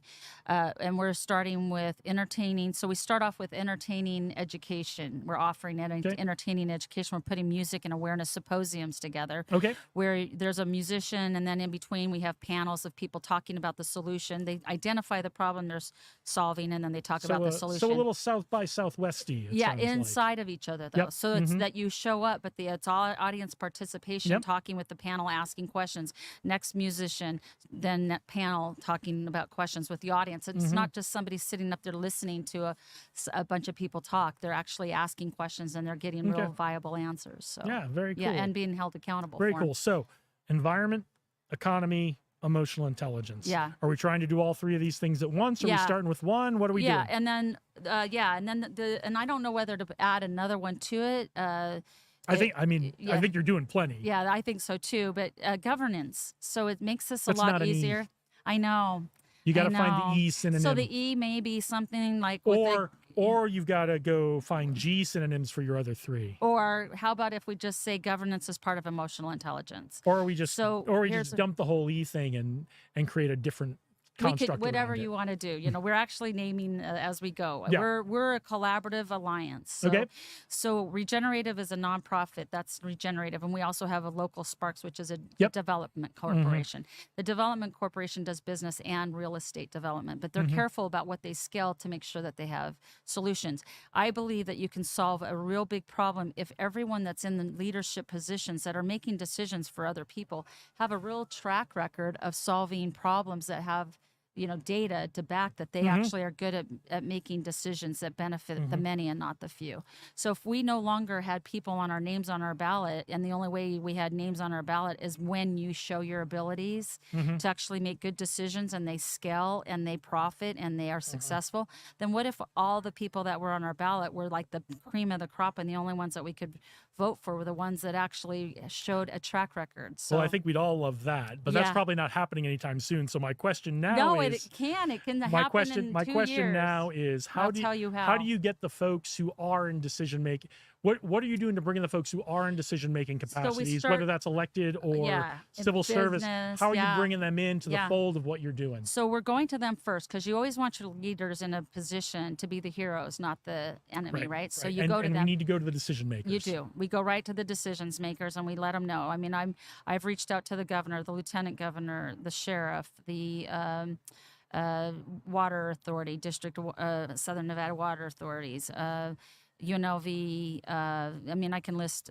So I'm not trying. It's a yeah. big list. The Yeah. point is Yeah. point is she's doing the work to reach out to these people. Yeah, and it's nonpartisan. So let me just say, I have reached out to one of the highest people I know in the Democrat Party, and I also have reached out to the highest person I know in the Republican Party. So it's nonpartisan. This is everyone's included, and we're going to those people to say, listen, we have a solution, and what we need is for your help to first of all, assess, help us, we want to show you that what we're talking about makes sense to us, and let us show you how we have that assessment. So we're not just telling them, we came up with this brilliant idea. What do you think? No, we're showing them the data so they can see actually how are we assessing the solution. Then once we assess the solution and we show them how we assess the solution and it makes sense to do this, then what we're asking for some help, whether it's regulation or funding or land or whatever it may be. I mean, we don't really need the land, but that we want them to be part of the solution. So we want them to get their influence. Let's just call it their influence. Okay, that makes it easy. Okay. So we want them to use their influence to help us do little alpha tests. So then that's when we do these little alpha tests. Okay. And then we showcase the data from those that shows that what we said we were going to do, we did. And then all the collaborators that work together to get it done are paid on the back end. So you've done a couple of these alpha tests already. We have. So tell us Yeah. about the most recent one and what the results were. Well, the most recent one was the ones where we help veterans grow and produce their own and sell their food. And we also helped people that were in prison get jobs, and we're actually now working on the road. And we also helped build affordable housing where they could actually 3D print a home with non-toxic commercial waste. So we've done an alpha test showing that those things make economic, environmental, and emotional intelligence, all three of them. Just to sum it up, there in these alpha tests that you do, there's a people piece of it, there's a technology piece of Yes. it, there's a societal benefit goal. Yeah. And in your most recent one, you've shown we can do the housing piece for veterans or for folks who are coming out of incarceration and trying to get back on their feet. We've shown we can get them jobs. We've shown there was a whole tech piece about the actual growing of the food. Yeah. You've done all that with your most recent alpha test. So these are a lot of time. I spent 20 years in the Air Force, spent a lot of time working with the government. There's a lot of people who will say, if you haven't solved the whole problem, we're not interested in the piece of the problem that you can solve, right? Yeah. And it's an excuse. Don't get me wrong. It's an Right. excuse. People Yeah. just don't want to deal with people. Yeah. And so they make an excuse of, well, if you haven't solved the whole problem, We have I don't solved want the to hear whole from you. problem. When you do these alpha tests, you're trying to solve as many pieces of problems as A you lot can. of problems, yeah. So Yeah. what's your next alpha test coming up? Well, we got access to some documents that show that we, by right, have the access to this land. So the first thing we want to do is, and I've reached out, I'm working with UNLV, CSN, Nevada State University, UNR, the Clark County School District. Clark County School District, you have to be careful because you're talking about children and youth. So they have to have a different parameter there because you'll of, figure it yeah, out, though. but we're working with the school, let's just say educators, so that them and their families can come together, and we're going to start having these educational music and awareness symposiums. So we're going to start putting on these events where people are coming together. We are tonight, we're meeting out at my house to discuss the next event, which is going to be the day after Thanksgiving in Henderson. Okay. And I can get you more information. It's going to be right after Tech Alley. I think we're still having it next November. I mean, that's on Thursday. Tech So Alley- it'll be yeah, right before Tech I mean, Alley. as far as I know, Tech Alley's going on Yeah. for forever. Yeah. So there's no plans Saturday, to stop. So Saturday after Thanksgiving, come to Tech Alley, and then we're going to head over to Henderson for a little event there, and we will be talking about this, about what our next steps are, and this land that we have access to, and then we're going to scale a virtual reality from there, and we've been talking. The people I've been working with are working with the Sphere to do an actual virtual reality in that big dome right there so that people can actually see the land that we have. It's an open slate and say, what would we build here and how would it be different? So the main thing is our governing system. If everybody, we knew that the elected officials that we had a good track record, it'd be a lot easier to get a lot of things done in a fell swoop and an easy lift, especially if it's nonpartisan. So that's what we're doing, and I would love for people to get more involved in that. So we'll see you at Tech Alley, and then the Saturday in the evening, and the next day we're doing it Sunday. So it's Saturday and Sunday. We will be doing it in November. Okay. We'll be during the night, one part, so bundle up. We'll have s'mores out there. It's going to be kind of fun. And then the next day, we're going to have a revitalization. There's going to be music edification. It's going to be G-rated. It will be edification and having some music and panels talking about this solution. That's my little puppy over there. Yeah, Yeah. I saw you come in with a Oh, puppy, yeah, and I yeah. didn't see the She puppy anymore, likes- but I heard yeah, it. Bitsy, be quiet. Anyway. So we're doing some really cool things, and I'm excited to get It involved. sounds really cool. in I what think you're doing. I think the idea of partnering with the Sphere on trying to visualize some of this stuff. I think the Sphere is an amazing venue for doing that. It's so immersive that you can really show people instead of tell people what the end result will be. Right. I think that's really amazing. And the bonus is you can choose pieces of that to show the world on the outside of the Sphere too. Yeah. And I think So that's it's really augmented. cool. So it's an XR, which we will be doing virtual and augmented. So Yep. we're actually putting QR codes in the spaces that are blank that we'll be designing on, so people can go there and they can see what people have uploaded and designed to put on that space. So you could actually stand on a blank piece of land and hold your phone up, look at the QR code, and then you would know, oh, that looks good. What would that view look like? And you can actually see what that view would look like. And so this is a well thought out plan. And it's sounds really like the it. main thing. And I'm not a negative Nelly on this back end, but I am hearing, and I don't like to hear this word, but I hear there's actually a third world war that we're involved, that's happening as we speak. I don't really like to hear that. I don't want that to happen. And my main thing is let's get our heads wrapped around that.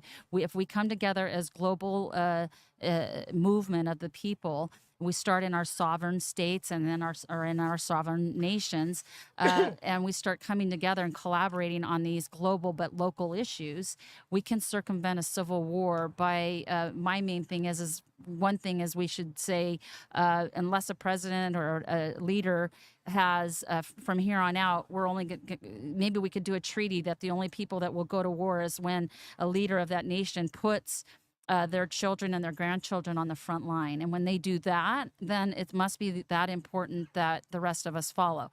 But until that, maybe there should be a treaty that nobody goes to war anymore, including terrorists as well, right? I guess I would have to say that unless you're willing to just put stuff on your kids. I don't know. I just can't quite figure why we're in third world war, why there's even, I mean, we're a human race. I can't believe that we're in this position and that we have leadership that are pulling us into wars and that have not figured out how to circumvent them and conflict resolve them. I mean, even rock, paper, scissors would be better than going to war. And I just can't believe it. So we are scaling these societies that will not have war. They will have peace and everybody. There's no need for free lunch there. There's no need for free lunch because who couldn't donate 4 hours a week to help towards your community service? If you can't, we want to know why. And maybe we can help you with that. But yeah, it's a big concept. Well, it sounds like you're taking the steps we need to take to get going in that direction. The leaps. So, We are not just stepping, we are leaping out the door. So So, if- a lot if of it's been done. if someone wants to leap along with you, how can they connect with you? Go to regenerative.com, REGENER8, the infinity symbol, TIVE. .com, put your name in there, book a discovery call. We'll have someone reach out to you and see what kind of industry are you in, what are you willing to provide as a service. And we're going to start showing how, because Regenerative is the nonprofit, so you can donate and we can give you a slip so you can write it off on your taxes. So it's donated, but you're actually getting paid to do it, from your taxes. And let's start showing a regenerative way opposed to a third world war. All right. Yeah, big deal. Well, thanks for joining us today. We're going to take a little bit of a break. But yeah, thanks for joining us. Come back out in November. Come to Tech Alley in November, third Saturday of the month. And come join Rosalie's events In Henderson. in Henderson in November. Yeah. All right. Well, thanks. Stick around for a few minutes. We're going to take a little bit of a break, and we will be back. Bye.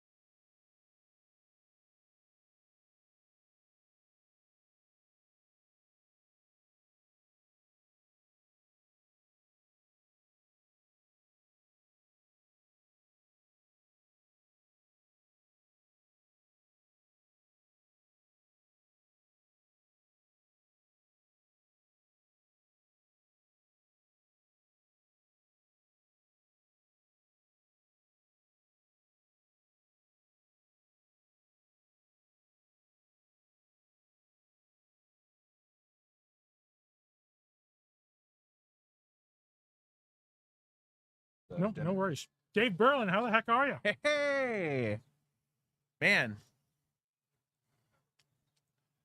I feel like fall finally got all of our text messages. It was like yesterday woke up and it was like 40 degrees. It's like fall. I don't think I've ever been so happy for it to be cold in my life.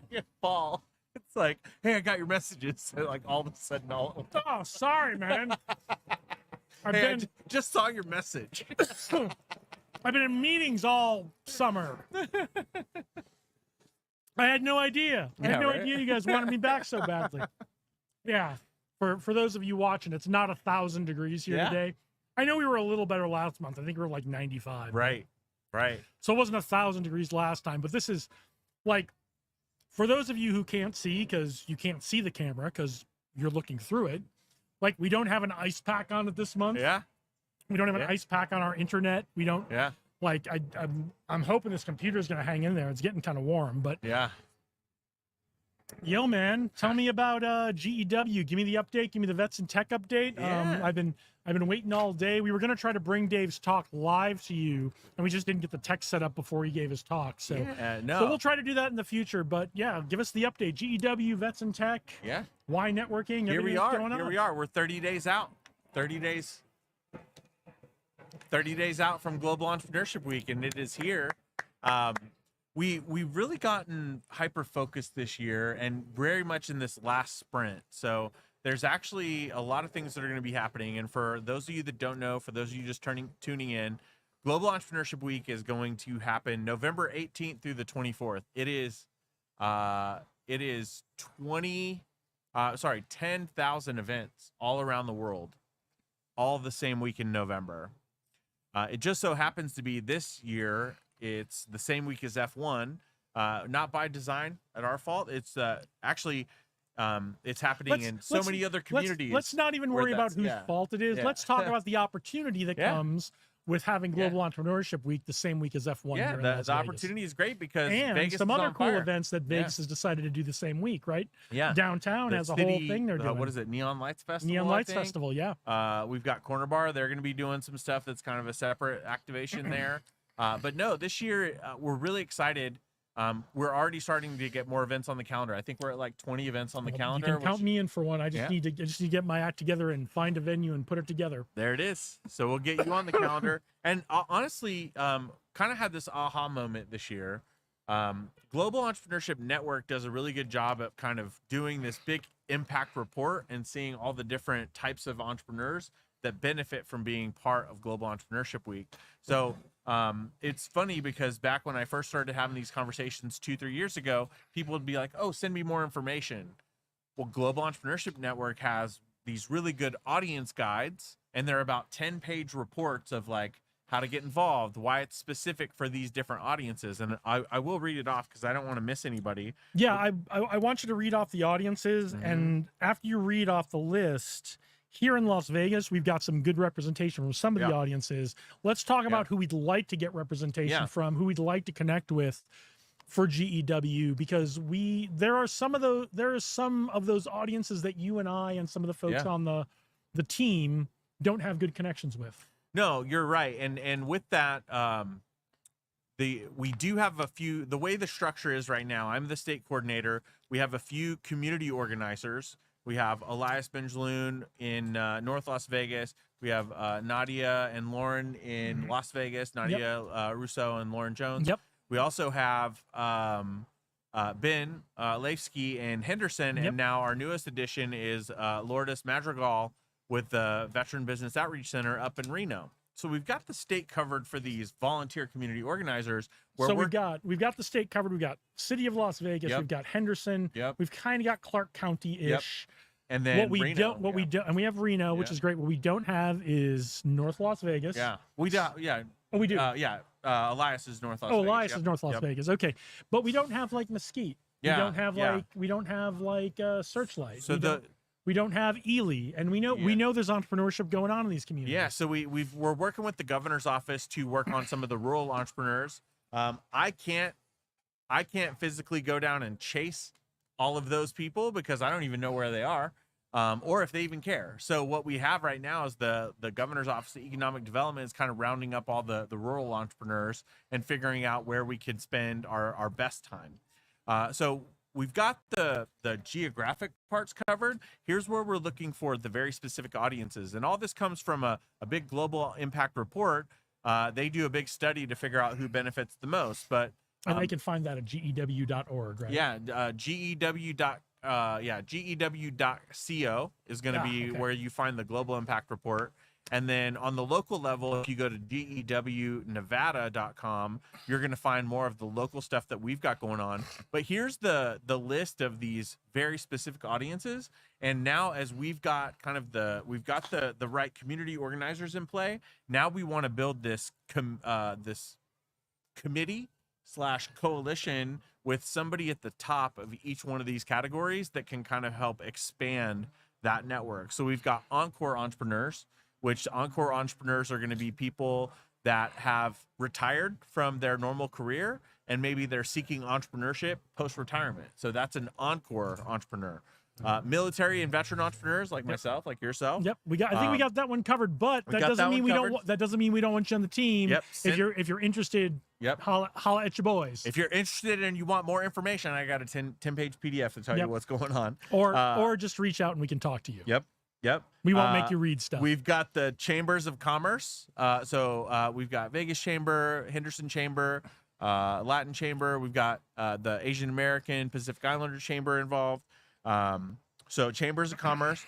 We talked about rural entrepreneurs. We're also looking for colleges and universities. So a lot of the different colleges, universities, even the what's it called? The community colleges all have some type of entrepreneurship program. So we want to be able to connect with them and make sure that we're able to amplify that Global Entrepreneurship Week is even happening. So if you're a student or faculty at College of Southern Nevada, UNLV, UNR, Nevada State College, some of the other medical schools we've got here. Yep. If you're interested in entrepreneurship or want to be part of this, reach out to us. We'll get you involved. Yep. We've also got policymakers and policy advocates. So a lot of the policies that go on really do affect entrepreneurship at a greater scale. So if you know anybody that's involved in policy for economic development, those are great connections as well. And that doesn't just mean government. That just doesn't mean government organizations, nonprofits who are interested in policy or have policies they want to advance, right? So, if you are interested in policy and advancing policy, you don't need to be a government person to do this. We're looking for people who are looking to advance policy in all areas, especially entrepreneurship. Absolutely. We also have a lot of the different demographics. We've got Black entrepreneurs, Latin entrepreneurs, Asian entrepreneurs, women entrepreneurs, LGBTQ entrepreneurs, and then even investors and makers as well. So makers being people that build things, right? Yep. So those are just a few of the categories. And to really be honest, if we were able to get one person to kind of stand up for each one of those communities and really get engaged with Global Entrepreneurship Network, then they help 3 or 4 events happen, and then those people get involved, and then it's, I didn't know Global Entrepreneurship Week is a thing, and then slowly this starts to kind of catch on like wildfire, and we go from literally having 20 events on the calendar to having 50 or 60 events on the calendar. And really, it's not to reinvent the wheel. We're not trying to recreate this whole series. We're not trying to compete against the other events and stuff like that are going on. We're just trying to show up, put dates on those calendars and be present for our community so we can do what I've always said, right? Connect the people of our city and our state and show the world who we really are. Yeah. And so you read off a whole list of audiences and communities we're trying to connect with. If you are an entrepreneur and you didn't hear a community that represents you on that list, we still want you to participate. Reach out to us. We will get you involved and we will get your community involved. Yep. So. www.gewnevada.com. All right. What else? What else you want to talk about?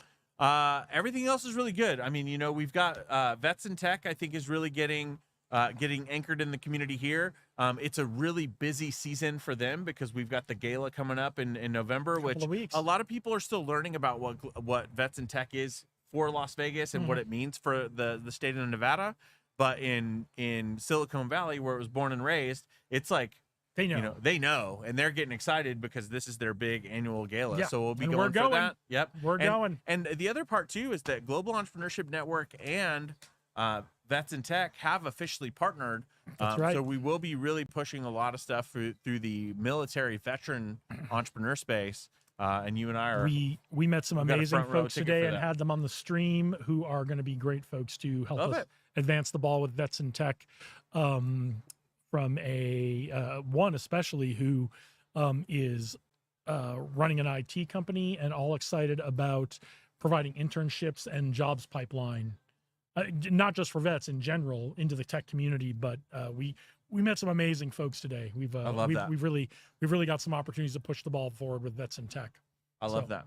I know you got to head out. You're back to I another do. thing, but we will reconnect soon. I love it, man. All right. High fives. All right. We're going to take another quick break. I think we have one more person who we might want to get in the stream. So before we sign off, give me just a few minutes and hang in there with us, folks. Don't go away.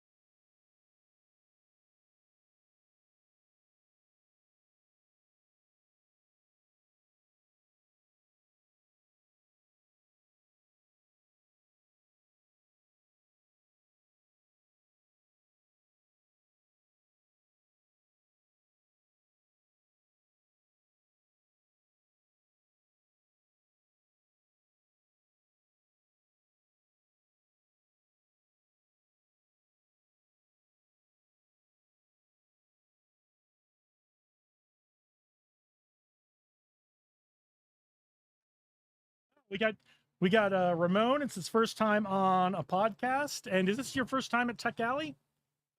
So I was doing I've been working with Startup NV for the last 2 years. And so I'm learning a lot, man. It's amazing. You know, it's amazing to be here as a photographer, also, you know, doing these events, but getting to learn and capturing these moments. Yeah. How did you get connected up with Startup NV? So Startup NV got connected with me. My information was on a platform called Thumbtack. Mm-hmm. Yeah, and so I had, they seen my good reviews, my work, and then they reached out, and man, we've built a real relationship. That's you know great. what I mean? So That's great. They're a great I mean, organization. I've been yes. helping out with mentoring the startup founders with them for a while. so, Really? Okay, what got you into what you do? My story is a long one. So I'm an entrepreneur. I have a business. My business is I do leadership and strategy training for businesses. So for leaders and businesses, corporate training, new managers, that kind of stuff. When I started that business, I was getting out of the Air Force, and I know how we teach leadership and how we do leadership in the Air Force. And I wanted to learn about what's being taught in business school about leadership and management. So I did my MBA at UNLV. Okay. So I did that. I found out there's not really a lot of nuts and bolts leadership being taught in business school. There's Correct. kind of some big picture stuff, but not a lot of like, how do you do stuff, which is great for me because that's what I teach. Right. But as a side thing, I got involved with a group at UNLV called Rebel Venture Fund. Oh, okay. And Rebel Venture Fund is a student-led angel investing fund at UNLV. Yeah, I met them. Yeah, they're fantastic. It's still going strong. Great people. So a couple of investors donated money to the university about a little more than 10 years ago. They donated $500,000. Oh, There's been some more wow. donations then. And the students go through. The students decide which companies they want to see pitch, Yeah. which companies they want to invest in. There's a board of investors that the students have to go get approval from. Yeah. But the students are the ones doing the investing. They're the ones making the decisions on what to invest in. That's so amazing, man. it was a fantastic experience, and I got connected. So I graduated, and of course, once I graduated, I couldn't be in Rebel Venture Fund anymore. Correct. But shortly after COVID and the pandemic, I ran into one of the other students I was in Rebel Venture Fund with, and they were working for Startup NV and said, hey, we always need people to give feedback on pitch decks and to be mentors to the founders to give feedback and do that kind of thing to help them be ready for investment. So I started doing that a couple of years ago. So, Oh man, that's amazing. And where are you originally from? I grew up in Connecticut. Oh, okay. So- How long you been in Vegas? This time, almost 10 years. Oh, So I was stationed here in the Air Force from 02 to 07, and then went off and did a bunch of Air Force assignments. Then when I got out in 2015, I moved back here. Man, that's amazing. What would you say is the most profound experience just being around all things business with Startup NV, funding, investing, things of that nature? What I have learned is the most important thing, especially when it comes to tech, investing, entrepreneurship, is community. There's a lot of folks, there are still not as much as it used to be. There's a lot of folks trying to go it on their own here in Right. Vegas. Yeah, It's I kind of made a that Vegas mistake. thing. Yes, right? it is. A lot of folks are trying to go it on their own, don't need anybody else, and they're just going to go. They're just gas pedal down, trying to go it on their own. And when we all start being part of community, supporting each other, what you put in is what you get out of it. Right, And correct. that idea of community is what really helps us succeed as individuals as well. So, Absolutely. Yeah. Well, man, thank you for talking to me. my pleasure. Thank you for talking to us. So Absolutely. good luck. How can everybody reach you if they're looking for a photographer? You can reach me at lcmstudioevents.com. Okay. Right. And at LCM Studios LV on Instagram. All right. Right. And, come to me. I'm the best event photographer in Las Vegas. All right. Well, you heard it here. If you need an event photographer, don't mess around with anyone else. Right. Ramon Singletary. Jump right to the best. All right, Ramon, thanks for Thank you, joining man. us today. Appreciate you, brother. And thank you all for joining us today. It's been a fantastic day here at Tech Alley. I know we got a little bit of a slow start this morning, but that's just part of the fun of doing a live stream in the great outdoors in Las Vegas. So we had a blast today with all of our guests. I'm not even going to try to remember everyone we talked to. We've got a bunch of notes. We've got a bunch of folks to reconnect with. Again, thank you for joining us. Your support means the world to us. If you found any of this useful today, please like it. Please comment. Please share this stream out to someone you think you can use it. Tech Alley's happening here in downtown Las Vegas every third Saturday of the month. We're centered around Taverna Costera. They're the sponsors, the main sponsors for the food, the water, the coffee. They let us stream live from their roof deck every month. It's always fantastic. They're always such a great help to us. We're down here in the middle of the Arts District, the corner of Charleston and Main. If you're in Las Vegas and you're interested in tech, if you're interested in AI, if you're interested in startups, entrepreneurship, drones, software, hardware, whatever it is having to do with tech or entrepreneurship, get down here the third Saturday of every month. The next one will be the third Saturday of November. We're here every third Saturday of the month. I hope you guys found this useful. I had a blast today. We'd love to see you down here. If you're coming to Las Vegas, plan your trip around the third Saturday of the month. Come down and see us at Tech Alley. Thanks to Josh Levitt. Thanks to James Roop. Thanks to Taverna Costera. Thanks to everybody who makes this live stream and Tech Alley possible. Keep watching. Keep developing your leader's mindset. Onward and upward.